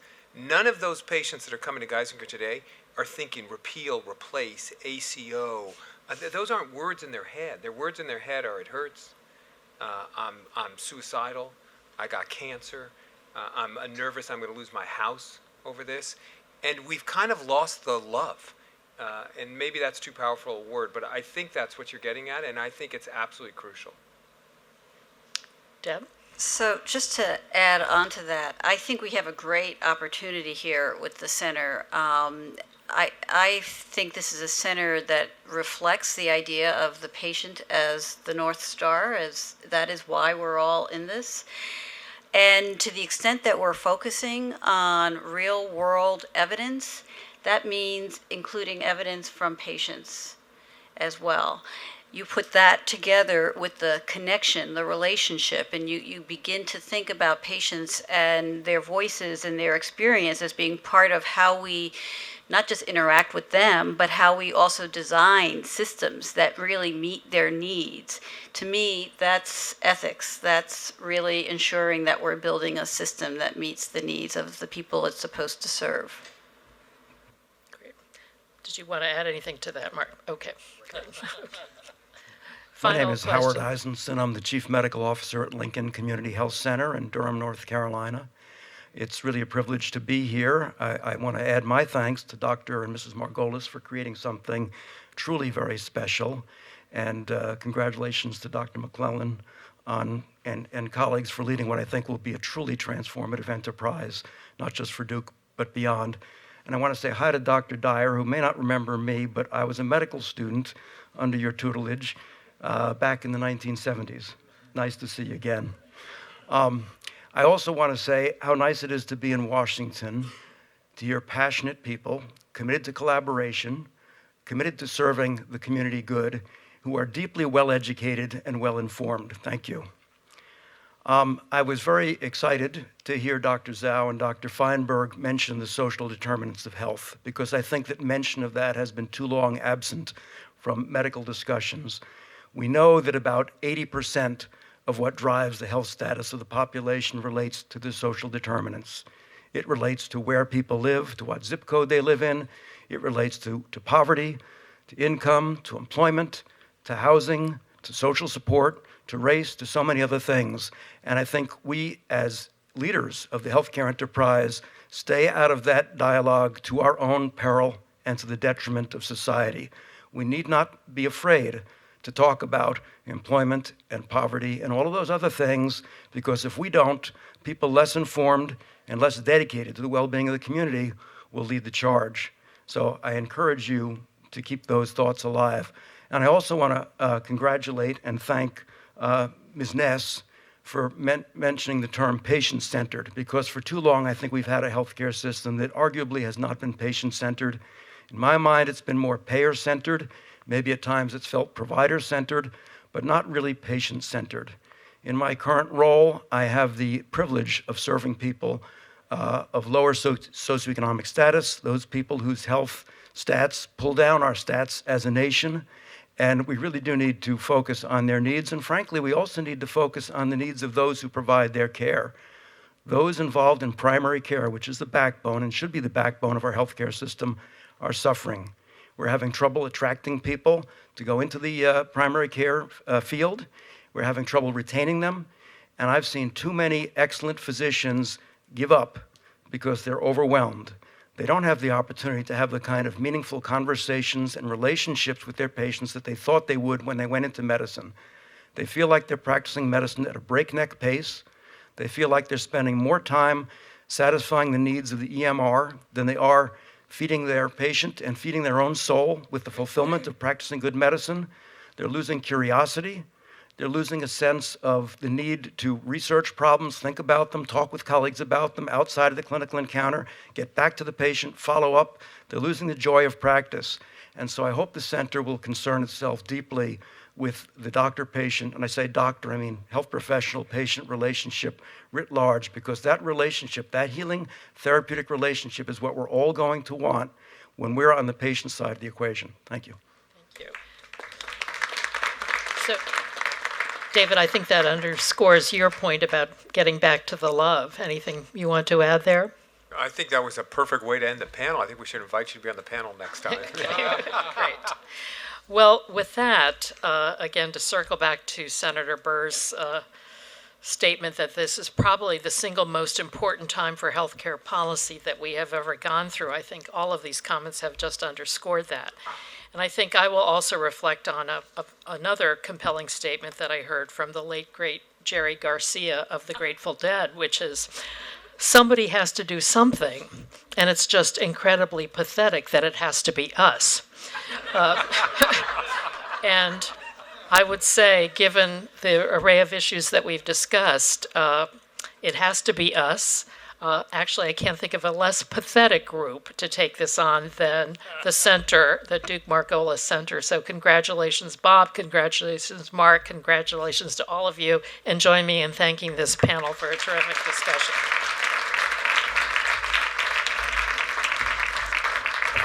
Yeah, that was not a good panel, but a great panel. And I think you can see why we really value our advisory board. And I would add all of you who are participating from the audience today and who are and will be our collaborators. Collaboration was a theme for this panel. It's going to be a theme for the center as well.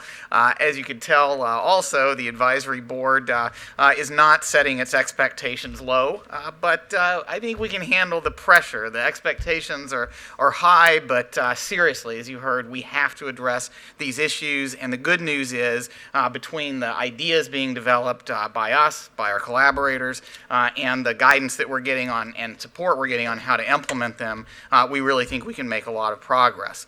Now we're going to shift our focus to a related topic, one that's already come up, and that's biomedical innovation and how do we get the most value from it. There is so much potential for progress in drugs, medical devices, other innovative treatments, including some like gene therapies and regenerative medicine that hold the potential for transforming healthcare and health, not only here in the U.S., but for what some are projecting to be a potential global convergence in health, where the disparities are quite large today, but we have the potential for reducing them too. At the same time, the concerns about the affordability of these innovations have never been, are greater than they have ever been. They are front and center, with many believing that we are not on a sustainable path for both further biomedical innovation and then access to these breakthrough technologies. So we want to turn the focus to this topic right now.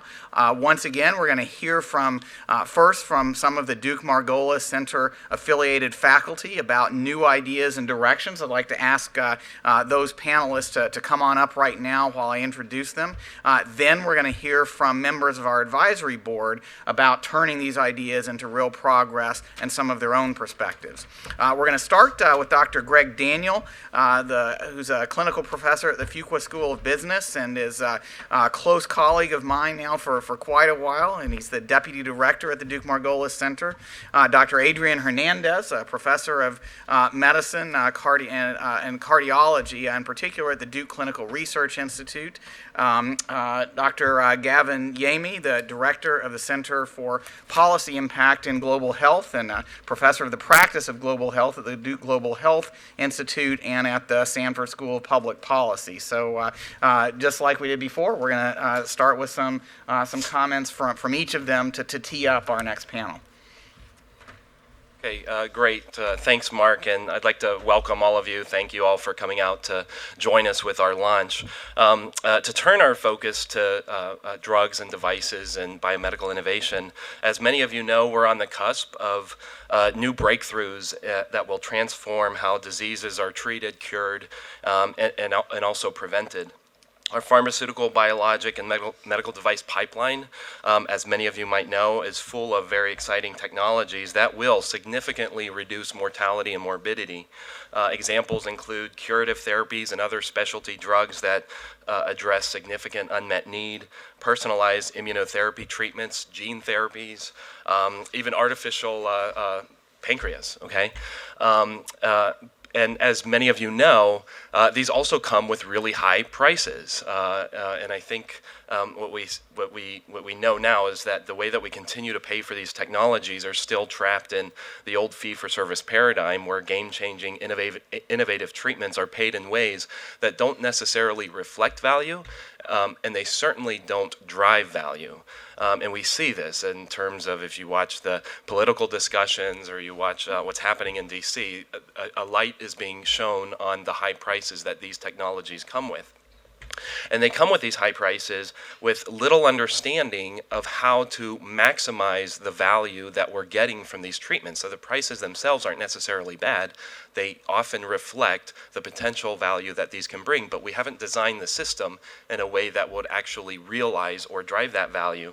And what we heard on the last panel from Governor Leavitt, which is a great way to put it, the key is to get the incentives aligned around value. And while we are really doing that on the care delivery side, we're seeing a lot of our payments to hospitals and physicians are using these new alternative payment models that do drive toward better measured results.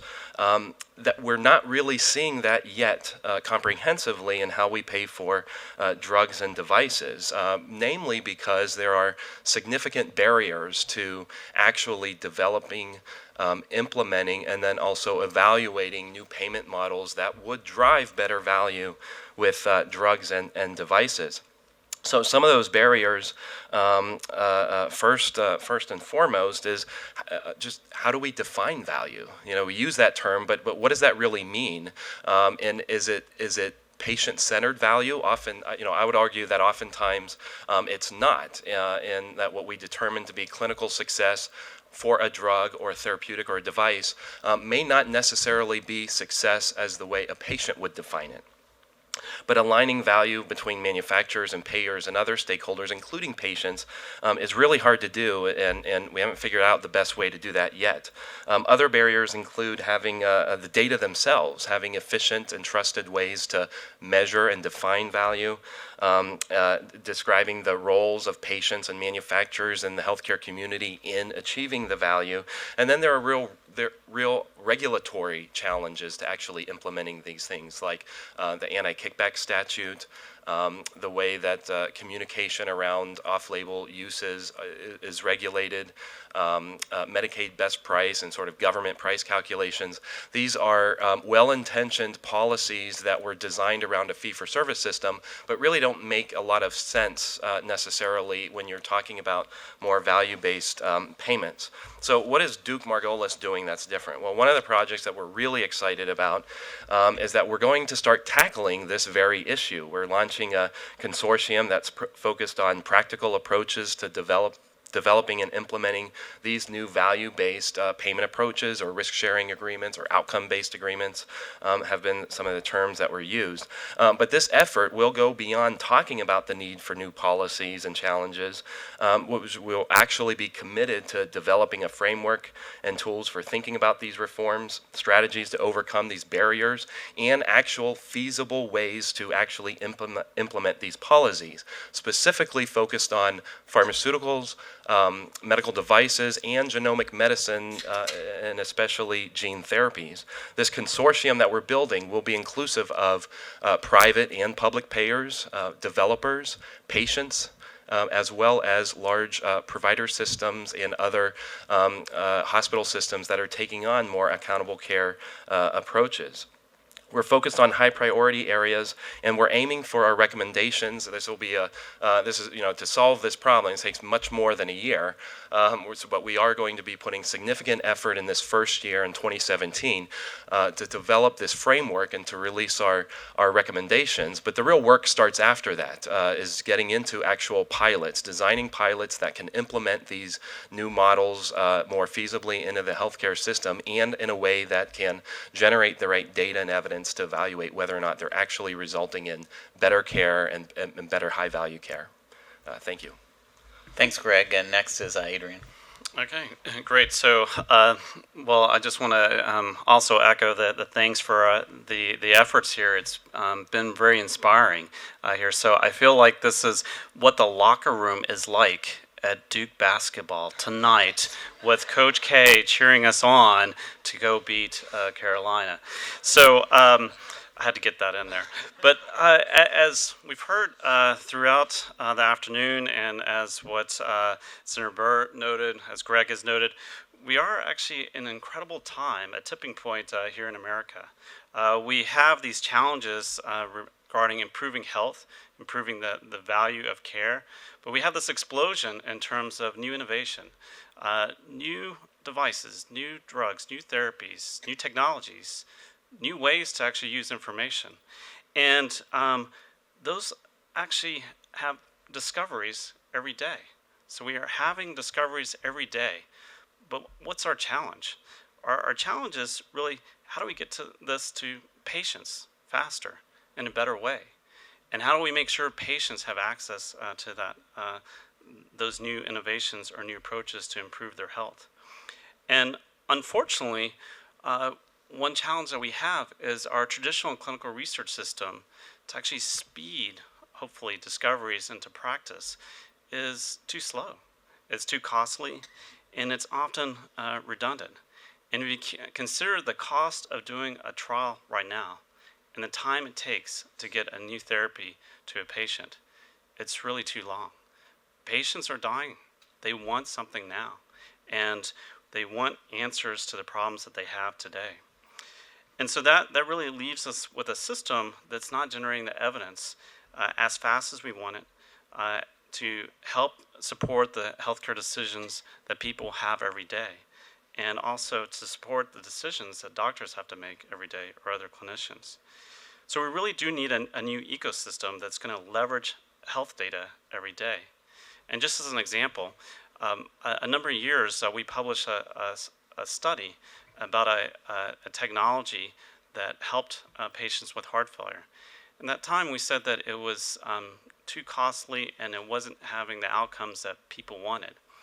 I got a call from my mother asking if I knew what I was doing, that she had actually heart disease and that she actually may need that.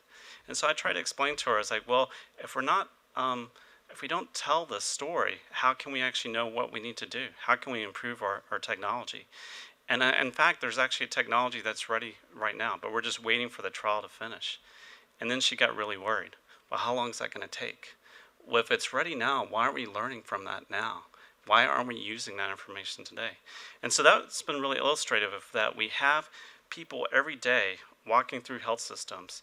They're actually expecting us to learn from their daily experiences to make them better, and not only the other people like them better. So if you start thinking of a new way to actually leverage data every day to actually improve the health, then you can start thinking about force multipliers. Can it go faster? Can we get our answers 2x, 5x, 10x faster? Can we get more questions answered? Can we get that evidence into practice? And so it's through that we see this perfect storm of what the center is coming together. That actually thinking about what are the right approaches, the methods, the framework for actually taking advantage of data that's being generated every day, how to actually understand and leverage studies using sophisticated approaches for taking the patient experience, observing the decisions that are made, and actually observing what the outcomes are made, and translating that into real answers for everyone. And so as Duke Margolis Center comes together, that seems to be a major and lasting contribution. So establishing the framework of real-world evidence that Greg was describing, mapping the data, the sources, the research methods to the appropriate use cases, the appropriate regulatory framework, establishing that credibility so people can actually get answers now. And actually, people meaning all decision makers, so patients, clinicians, regulatory agencies, payers. And then we actually would end with a robust national evidence development infrastructure that's actually providing answers every single day to everyone. And as things go forward, that'll be a hallmark I see for the Margolis Center, and it's been exciting to see that come together already. So now, let me turn it over to Gavin. Thanks, Adrian. So I get teased a lot at Duke for being a little bit overly enthusiastic, but leaving that caveat aside, I do think that we're on the cusp of an extraordinary transformation in global health as well. We have a once-in-human-history opportunity to achieve a grand convergence in global health, which Mark mentioned. A reduction in avertible deaths from infections and maternal and child health conditions everywhere on the planet. I recently had the great privilege of serving on the Commission on Investing in Health, a group of 25 economists and global health experts chaired by former US Treasury Secretary Larry Summers. And our report, Global Health 2035, showed that if we make the right investments today, we could achieve convergence within just one generation, which would avert 10 million deaths a year from 2035 onwards. So how do we do it, and what role could Margolis and Duke more broadly play? Well, our research pointed to a really critical conclusion, and that is, even if we were to take all of today's medicines, vaccines, malaria bed nets, and other health interventions and delivered them to practically everyone on the planet who needed them, we would still fall short of convergence.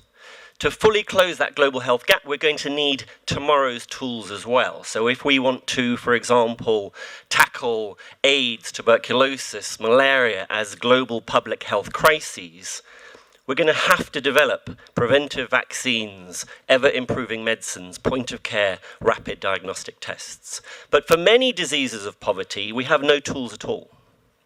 And even if we do have tools, they're often poorly suited for low and middle-income country conditions. And we know that the lack of market incentives, that's a huge barrier to discovering and developing tools. And that's why I believe that global health R&D needs to be considered as a global public good, a shared responsibility for all nations. The Ebola outbreak in West Africa showed that you can have a crisis quite quickly if you ignore and neglect global public goods, right? We had no Ebola medicine, vaccine, or diagnostic test. We had been underinvesting in epidemic and pandemic preparedness, and our global health institutions were essentially often, and for many of them, kind of asleep at the wheel. And so to achieve this vision of grand convergence, to create a more secure global health framework where we're ready for the next pandemic, we're ready to tackle antimicrobial resistance, drug resistance, TB, all these sorts of challenges, we have to start paying attention to this global public goods for health agenda. And that's where I think, or I hope, that Duke and the Margolis Center and my new center at Duke called the Center for Policy Impacting Global Health can play a small but important role. We have just embarked on an ambitious agenda that's really aimed at shining a spotlight on this global public goods agenda. So we are starting off with a prioritization process, thinking through which are the most critical priorities, and can we estimate how much it's going to cost within this global goods agenda?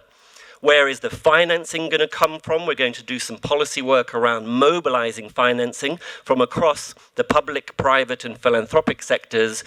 And then, as we move into next year, we are planning to research and develop policy proposals for how today's development institutions need to undergo reform to make good on this global goods agenda.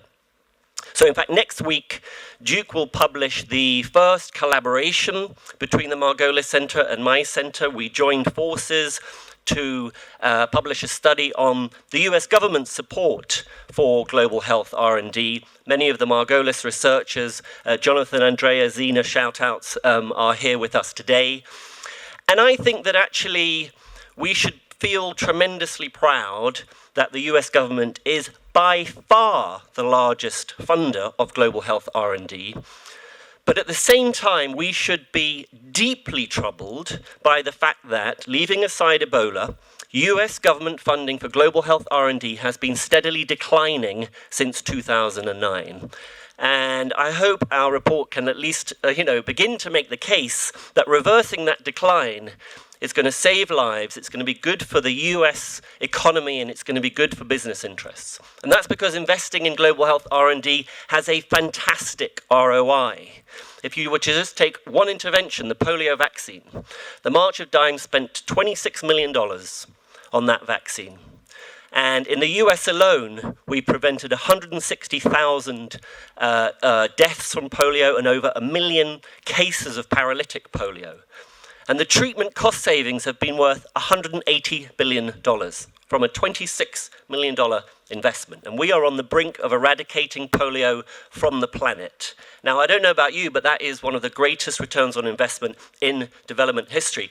And the evidence suggests that tomorrow's tools are going to be equally as impressive. The HIV vaccine investment, there's pretty good data to suggest, assuming we have an HIV vaccine in the next decade, every dollar that we invest is going to return up to $67.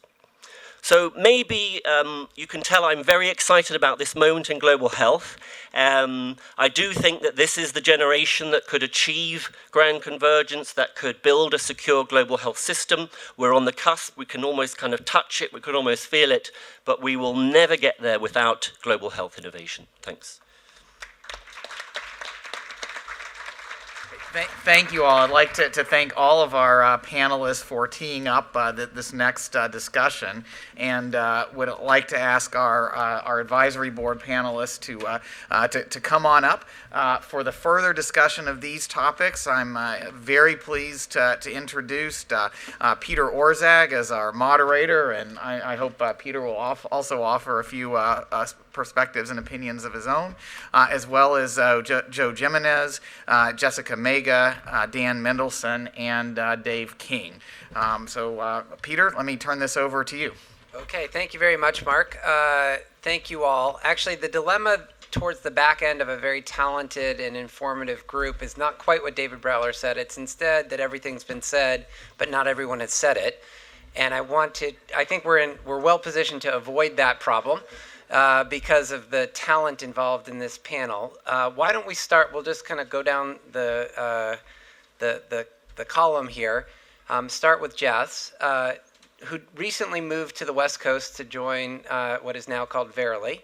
One of the phenomena that you're going to experience as a West Coaster is whenever you come to the East Coast, everyone wants to hear about the cool new things that are being invented on the West Coast. So let's talk about the optimistic perspective here in terms of biomedical innovation and lay out a picture for what you see healthcare 2025 or 2030 looking like. What are some of the exciting new developments? But then to temper that a little bit, also layer in the point that was made earlier about the increasing gradient in life expectancy and whether all of the innovation is going to benefit everyone. Excellent. So thank you. I think that there is the enthusiasm we felt in the last panel, I think, is shared by all of us. I am a cardiologist by training and ended up making the leap into a technology company, and I joined Google X. And I think Peter's alluding to the fact that when I first joined, I was sitting beside people who were creating the autonomous car. We were also sitting next to a group working on what's called Project Loon, trying to get internet to every person in the world.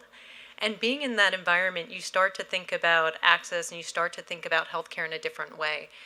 It's no longer about me as a cardiologist in the four walls of the hospital, but it's how do we take these new technologies and put them out into the world? And I'll answer it in three ways.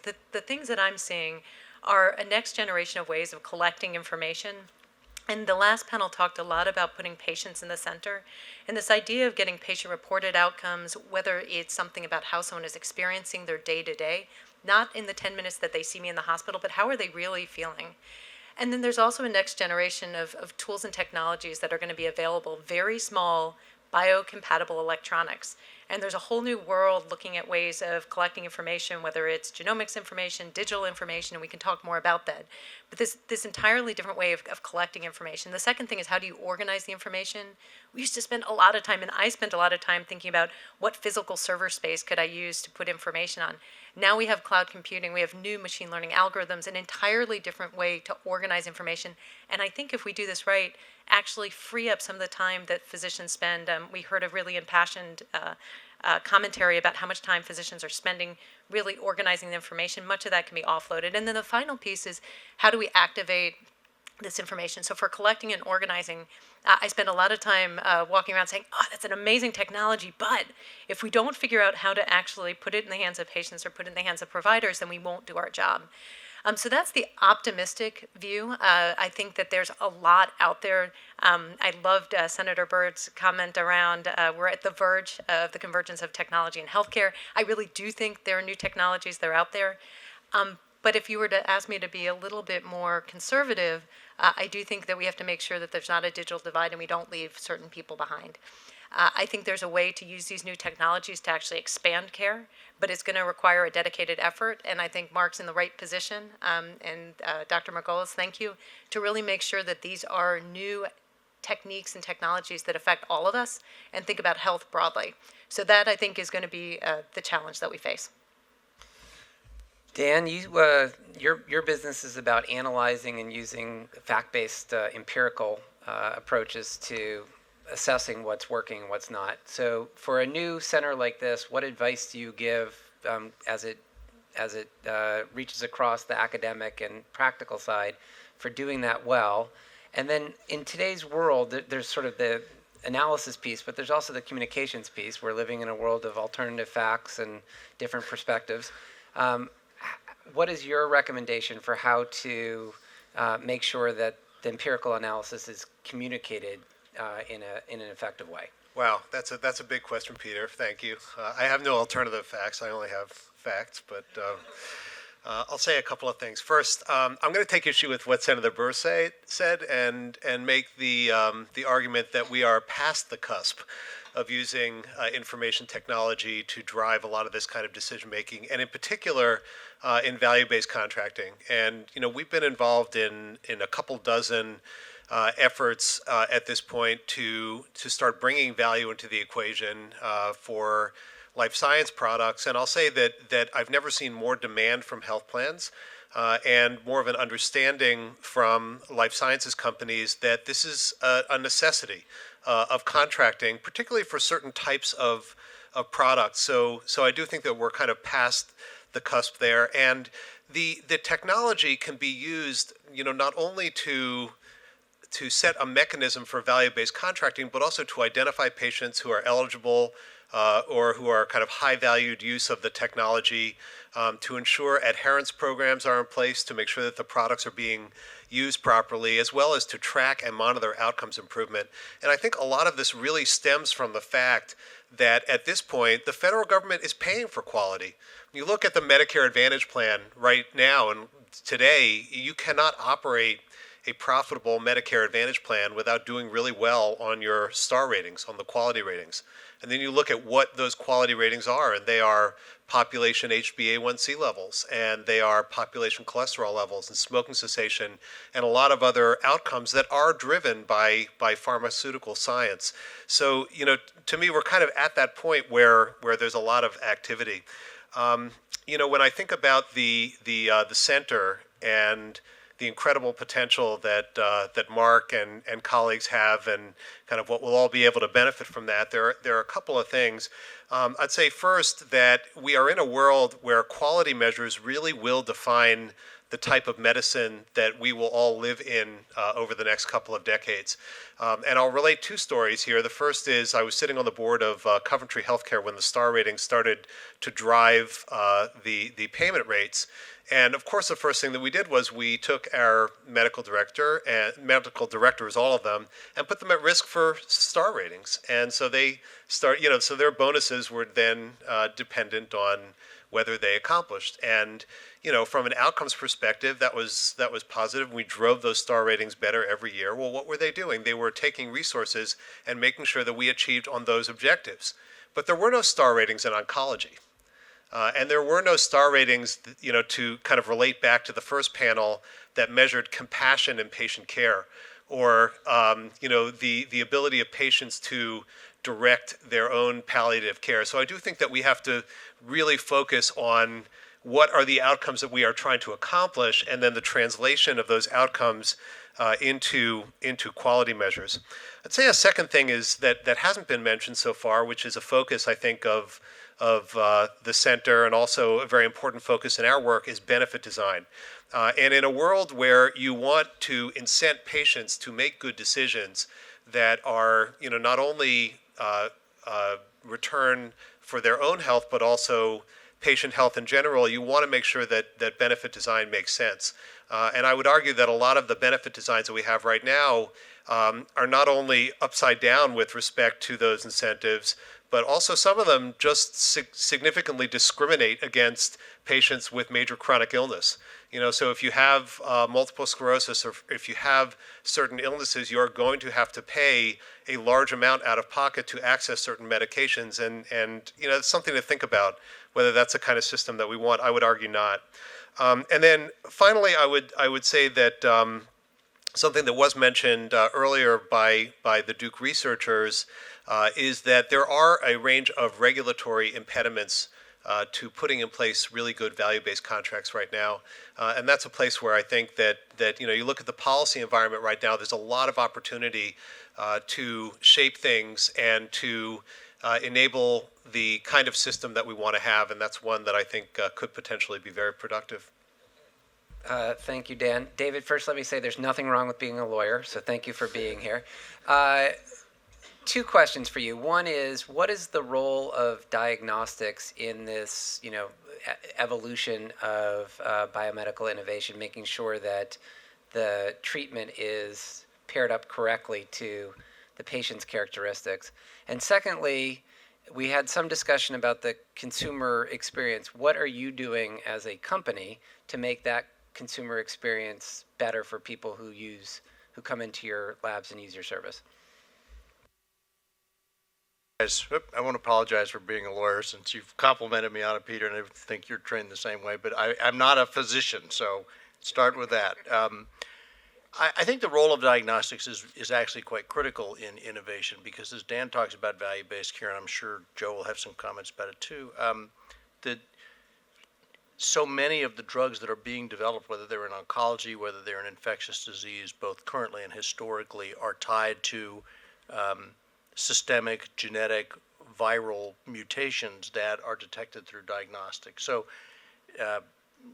the immuno-oncology receptor drugs, the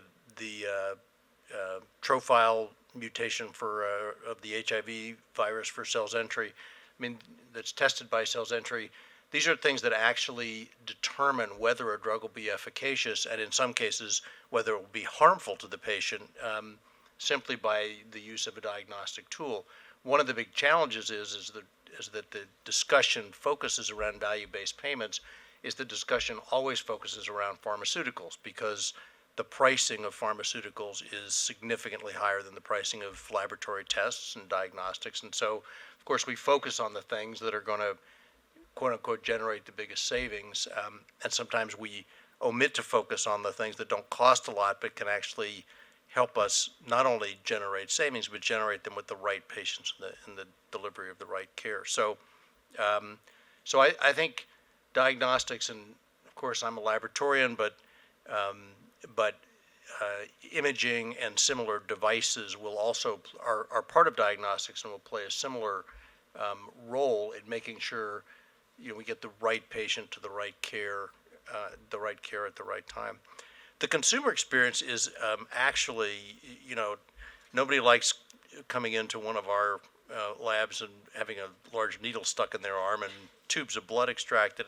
So it's actually a very challenging area for innovation for a couple of reasons. One is the technology that's available for microfluidics and for point of service delivery of diagnostics, in spite of years and years of development, is still pretty rudimentary. And I'm sure all of you followed with great interest the company in California that claimed it could diagnose all manner of disease from 21 microliters of blood. And that, like so many other cold fusion and making gold out of water tools, turned out not to be the case. The technology is still pretty basic, and the point of in our business, what's important is sensitivity, specificity, and reproducibility of the result. So the patient who gets tested at 2 labs on consecutive days, or by the same lab on consecutive days, should get similar, if not identical, results. And if you can't deliver that with point of service, then you're not doing the patient any service. You're actually doing the patient's harm. The other thing that's very challenging in the consumer environment, actually, for the industry, the established industry players, is there's a pretty complex regulatory system that many of the innovators and startups don't abide by, which is why they can get to market very quickly. And then we have this regulatory the statute that requires us to bill at our usual and customary rate, which is defined as the walk-up rate that anyone can pay. So you can't actually offer a patient an aggressive rate unless a discounted rate, unless you offer every patient and every payer that same discounted rate. And so actually, although that in a sense seems logical, it's not logical, because it limits the ability to innovate by pricing sort of necessity tests like cholesterol, hemoglobin A1C, at a lower rate for the walk-up consumer, but nevertheless insurance companies for esoteric testing or for pathology testing or for other complex testing being able to bill them at a rate that is more commensurate with value. So part of our problem is some of our tests are very simple, some are very complicated. This is true of drugs, it's true of all across the spectrum. And this kind of one-size-fits-all regulatory approach to pricing is actually a great detriment to innovation. Joe, so your sector has been, the pharma sector has been the subject of a lot of political attack and consumer anger. 2 questions. One is, how much of that is just misunderstanding or misdirection, or are there actual problems that are generating that anger? And then secondly, your firm has been leading the way in moving towards value-based payments within pharma. Talk a little bit about what you're doing, what some of the obstacles are, and what the future is of that agenda. Okay. Look, on your first question, I think that when a patient or a person in the U.S. talks about high drug prices, It's when that person goes to the pharmacy to pick up their prescription, and they're going to have to pay $150, or their deductible hasn't been met yet, and so they're going to have to pay for the full price of the drug. And this is one of the problems that we think that we have to solve. So we've got an acute problem that has to be solved today, and then we've got a longer term problem that has to be solved. And I'll talk about the longer term in a minute, but on the acute problem, the thing that my industry is trying to find a way is to think about the sustainability of the system. Right now, the U.S. spends $3.2 trillion a year on health care, and we estimate that 25% of that is wasted. 25%. That's almost $800 billion a year is wasted because there's no evidence of efficacy of a number of inputs. And that's why we feel very strongly at my firm, and the industry is starting to also, that we have to shift from what has been a transactional approach to an outcomes-based approach. So everybody in the system right now is paid based on the input as opposed to the outcome that they're delivering. And that's why the waste exists.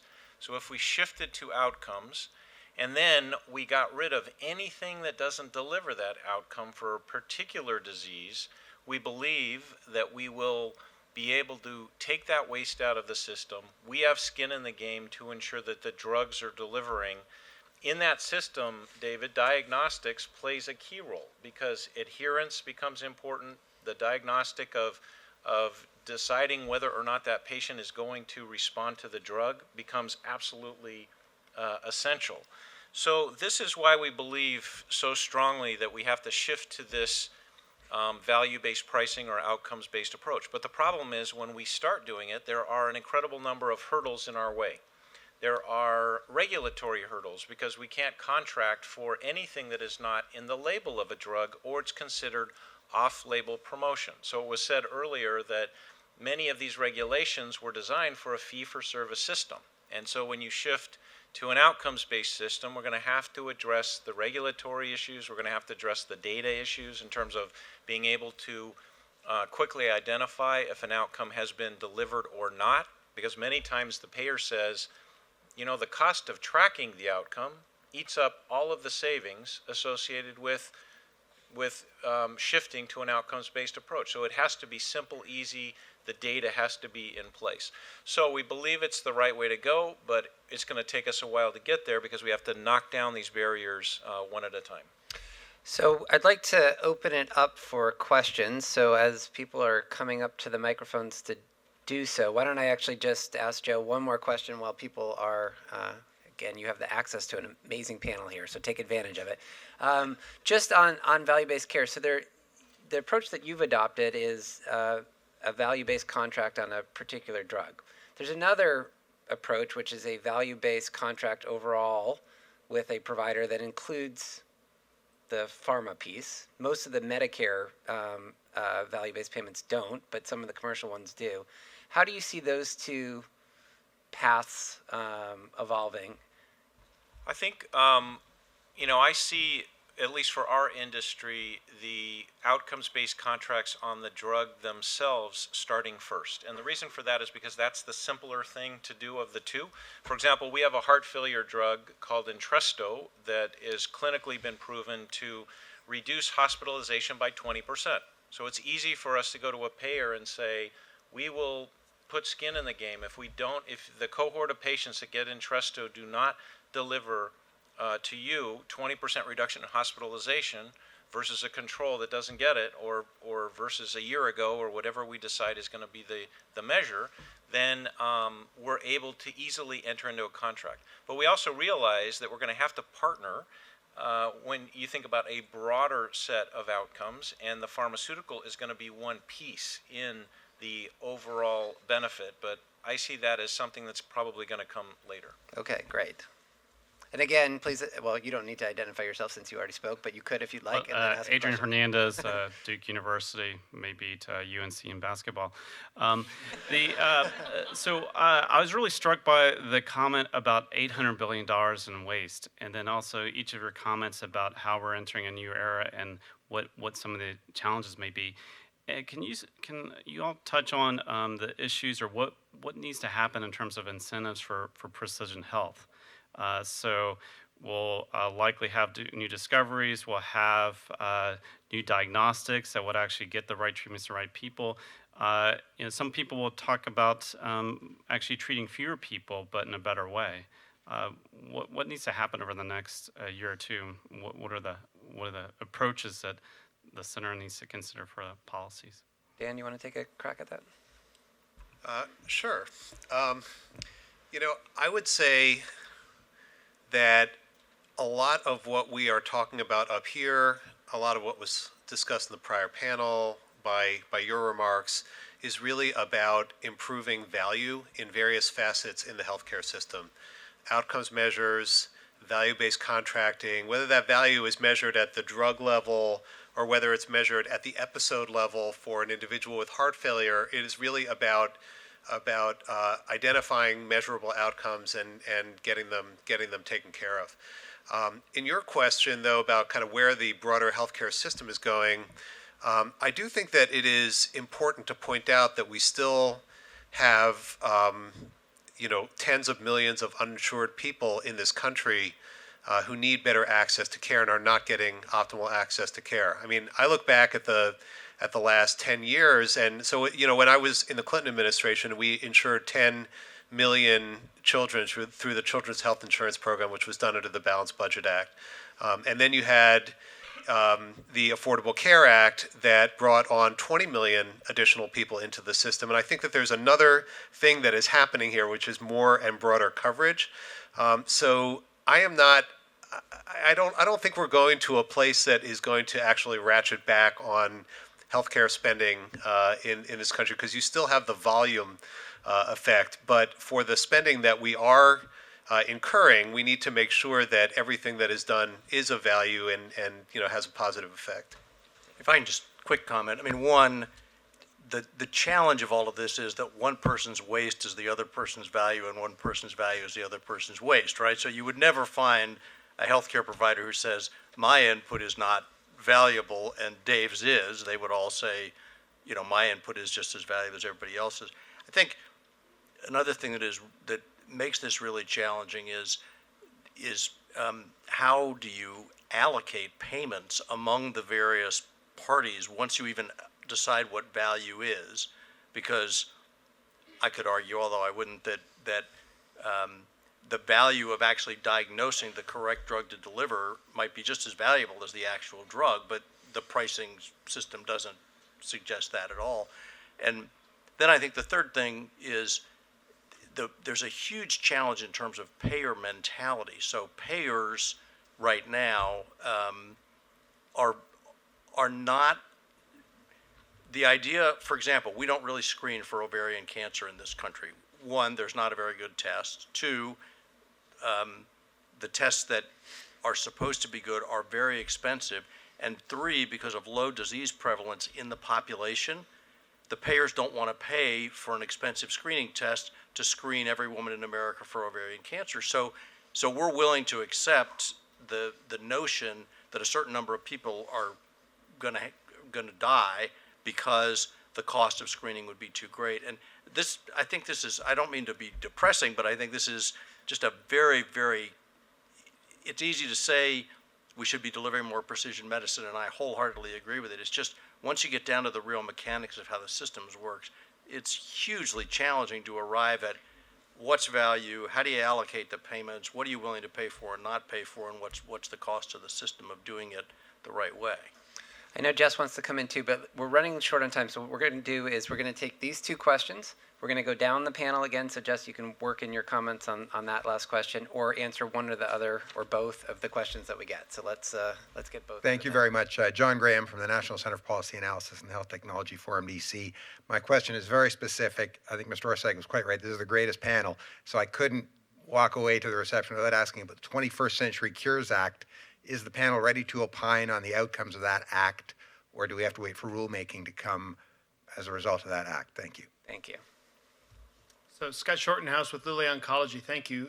This panel's been great, and as the one before, you were referred to the some of the regulatory challenges as we move to value, talking about the on-label. We're talking about Medicaid best price, average sales price, anti-kickback statutes. I'm just curious if the panel had an opinion on how fertile the soil is in the regulatory environment to move towards this now. I know we have no political leadership yet at HHS or at CMS, but just in terms of the folks that are still there, how open are they to some more of these agreements? Thanks.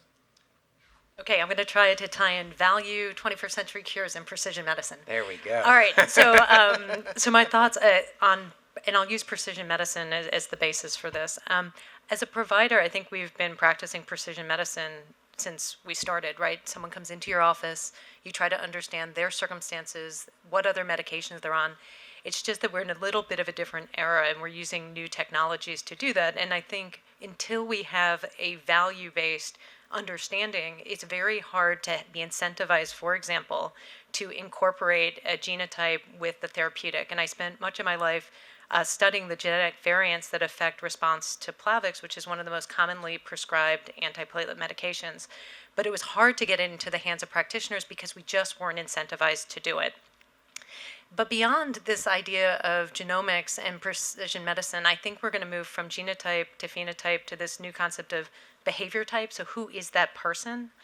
And this is where it ties into 21st century cures. There's a real push to get real world evidence. And as we start to understand people outside of just the clinical trial setting, I think we're going to get a better understanding of how many people are actually taking their medications. How do we meet people where they are? How do we understand the person not as a person with diabetes, but a person who's a parent who's trying to bring 3 kids to school? And so real-world evidence is going to give us a much more refined understanding of precision. So those were my comments to address all 3. Thank you. So I'll touch very specifically on this, the fertility of the soil around outcomes-based pricing. I think it's an excellent time to be moving this. This is a private market approach to reducing the cost of drugs through the system, and I think it kind of fits a lot of the prerequisites, if you will, that the Congress and the President have laid out around kind of moving forward.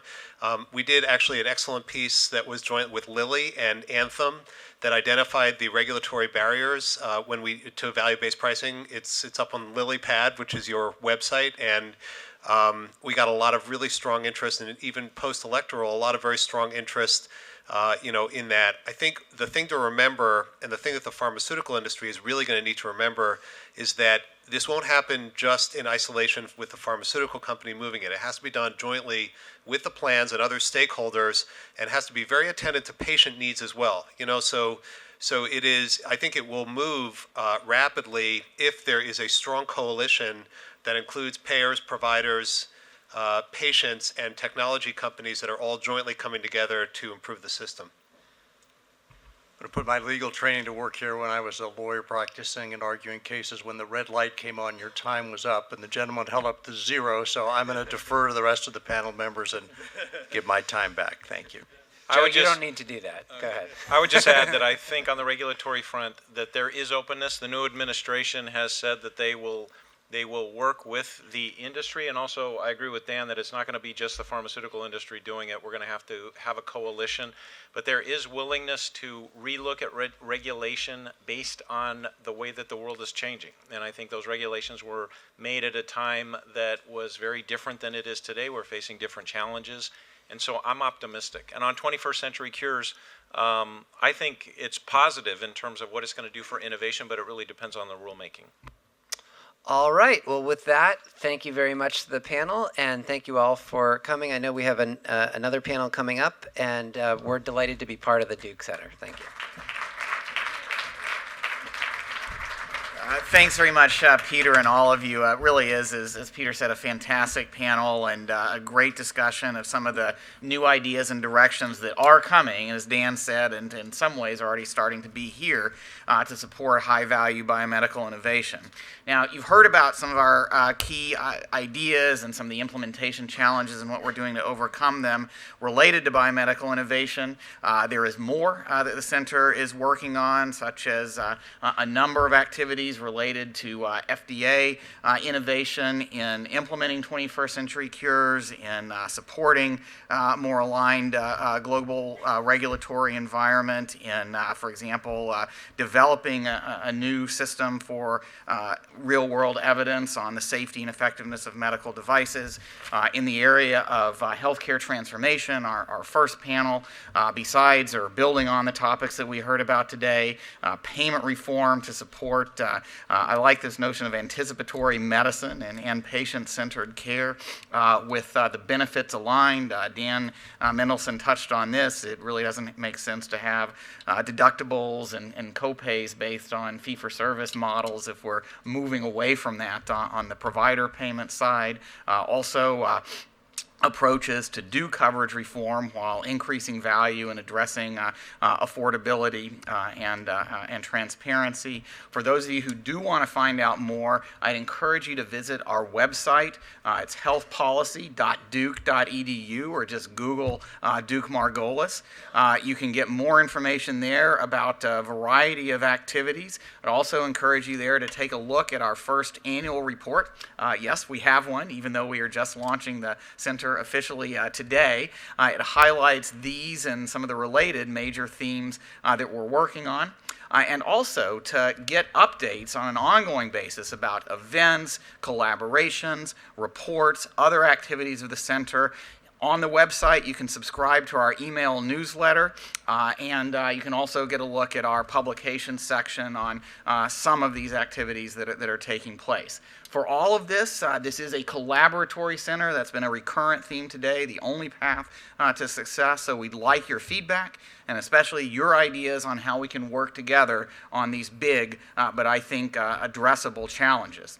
Now, important as these challenges in health policy and improving health and health system performance are, there is one more key part of our mission that is even more critical for the future, and that's developing and supporting the leaders that are going to make an even bigger difference tomorrow in our health and healthcare systems. We are developing new educational programs to help current and emerging healthcare leaders succeed in transforming care and developing and using new biomedical innovations effectively.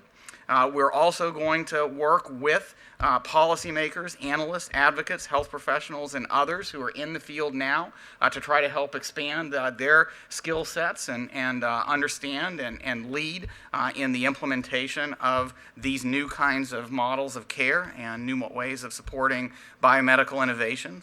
Since there is a lot of opportunities today, as was pointed out, to address rising costs, concerns about affordability, patient-centeredness, and value. So I'm going to ask to talk about the first steps in this direction. I'm going to ask Barack Richmond, the Edgar and Elizabeth Bartlett Professor of Law and Professor of Business Administration at Duke, to come up and introduce the program. And then we're going to give the last word for this meeting to our students. So Barack, please go ahead. Great. I'm going to be real brief.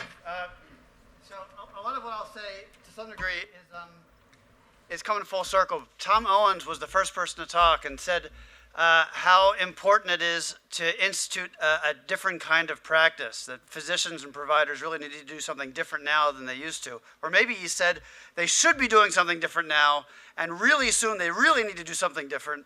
We need to have not only a different kind of practice, but physicians and providers with a very different skill set. I forgot to say the most important thing, which is that our education team includes Corinna Sorensen, David Ridley, Amanda McMillan, Hillary Campbell, and really all the other faculty that were on the very first and second panel.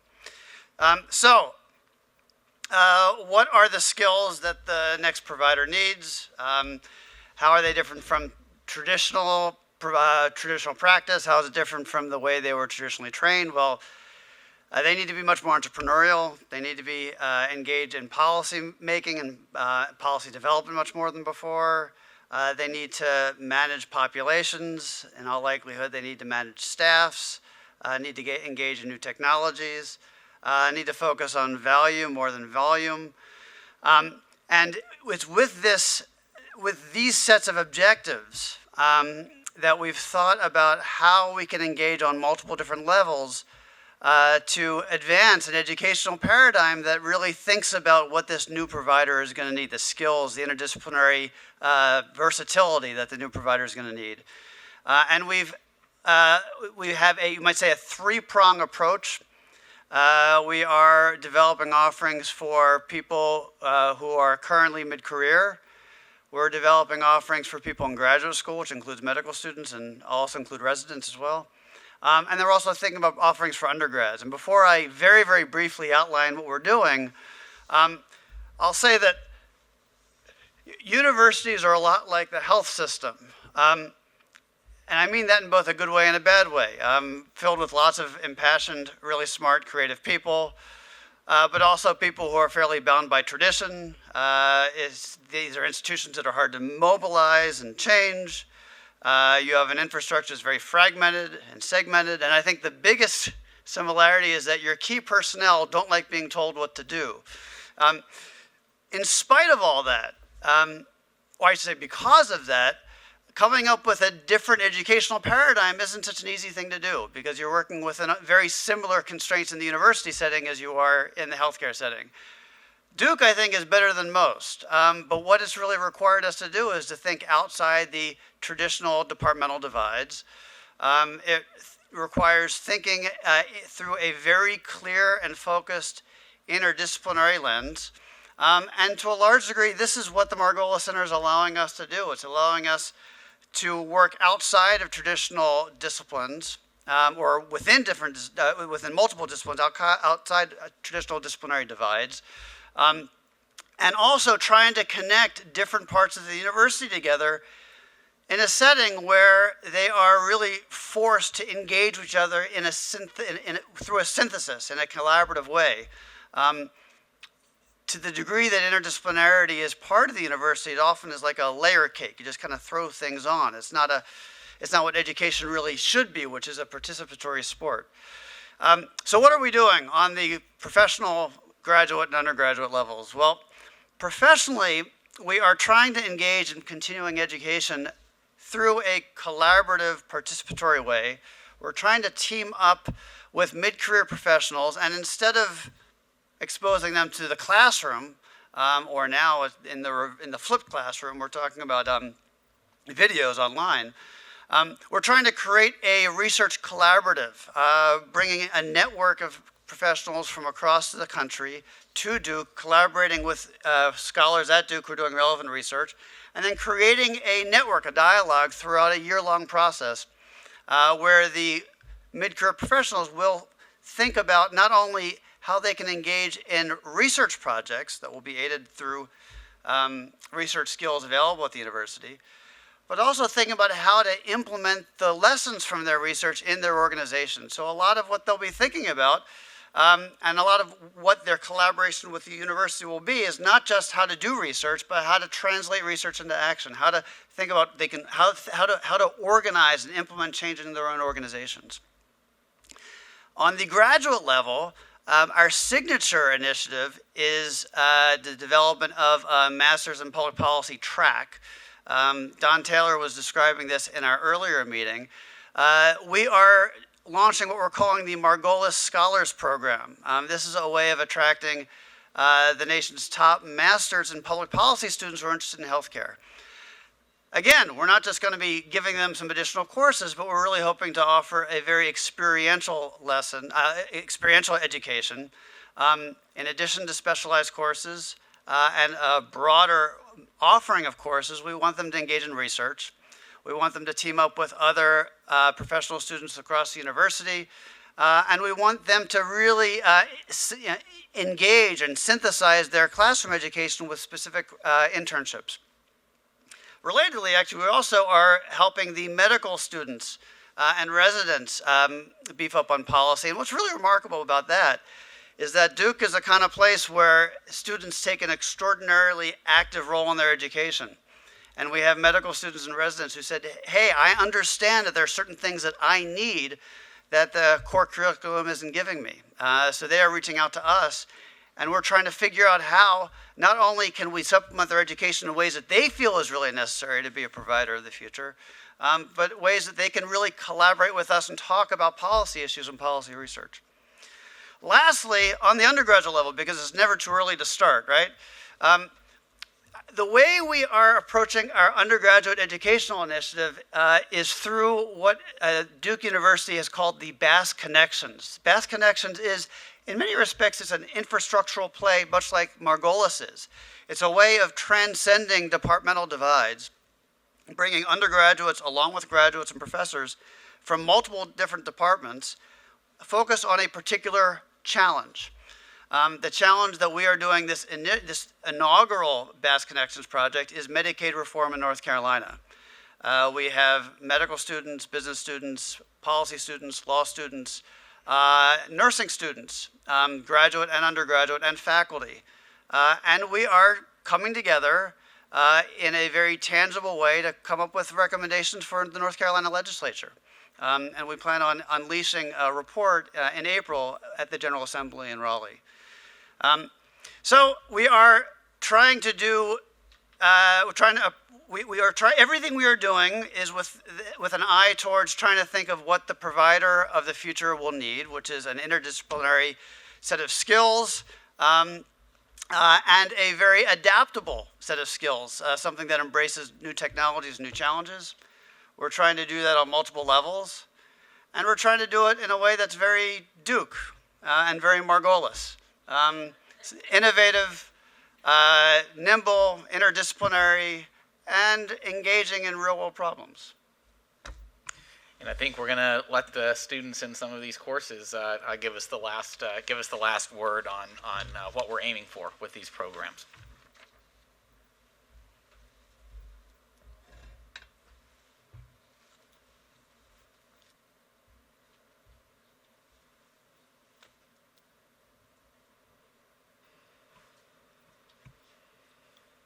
In just a moment.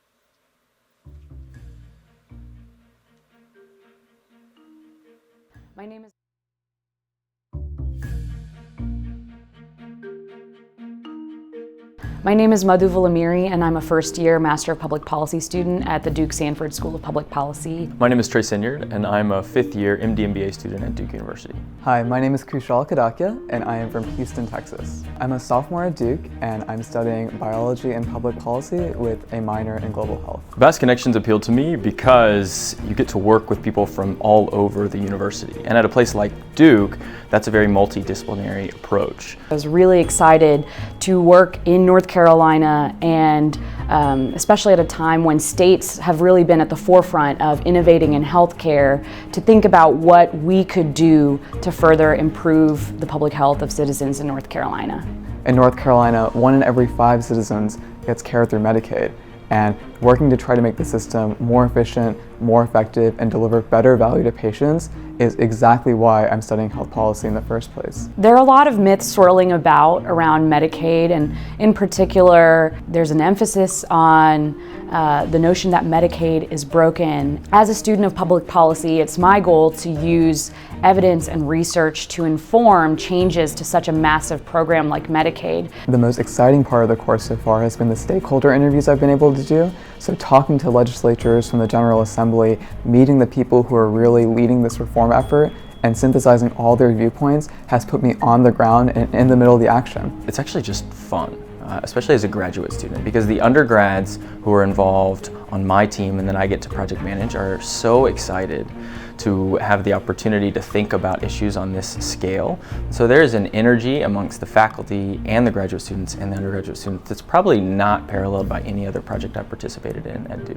The most surprising thing that I've learned throughout the course of this Bass Connections project is that if you know one state Medicaid program, you know one state Medicaid program. So long term, I want to be a practicing physician. I've currently applied and interviewed for surgical residency positions. So I hold the strong opinion that only someone who is participating at the front lines can take a step back and think globally. I think it's important to remember that we're talking about the most vulnerable people in our state, from children to disabled to the elderly, and it's our responsibility to be the best stewards to those patients and to make sure they have access to high quality, affordable health care. Bass Connections really equips students with both content about a field they're interested in, as well as the competencies to succeed in that area of inquiry. And I think as a student who's interested in a career in health policy, I can't think of a better preparation for my future than to take a course that is completely designed to help students think of innovative policy solutions that try to make care delivery better for people in the state they're living in.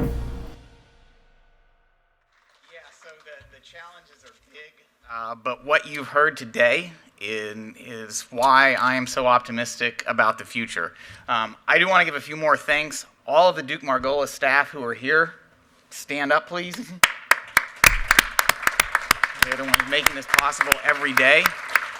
Again, thanks to all of you for being here on this journey so far that we're taking together and for what we have ahead.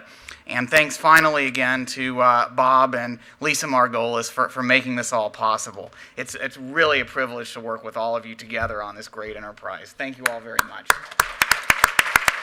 And now I would like to ask all of you to join us next door for reception, a chance to have some fun and talk about what's coming next. Thank you again for being with us today.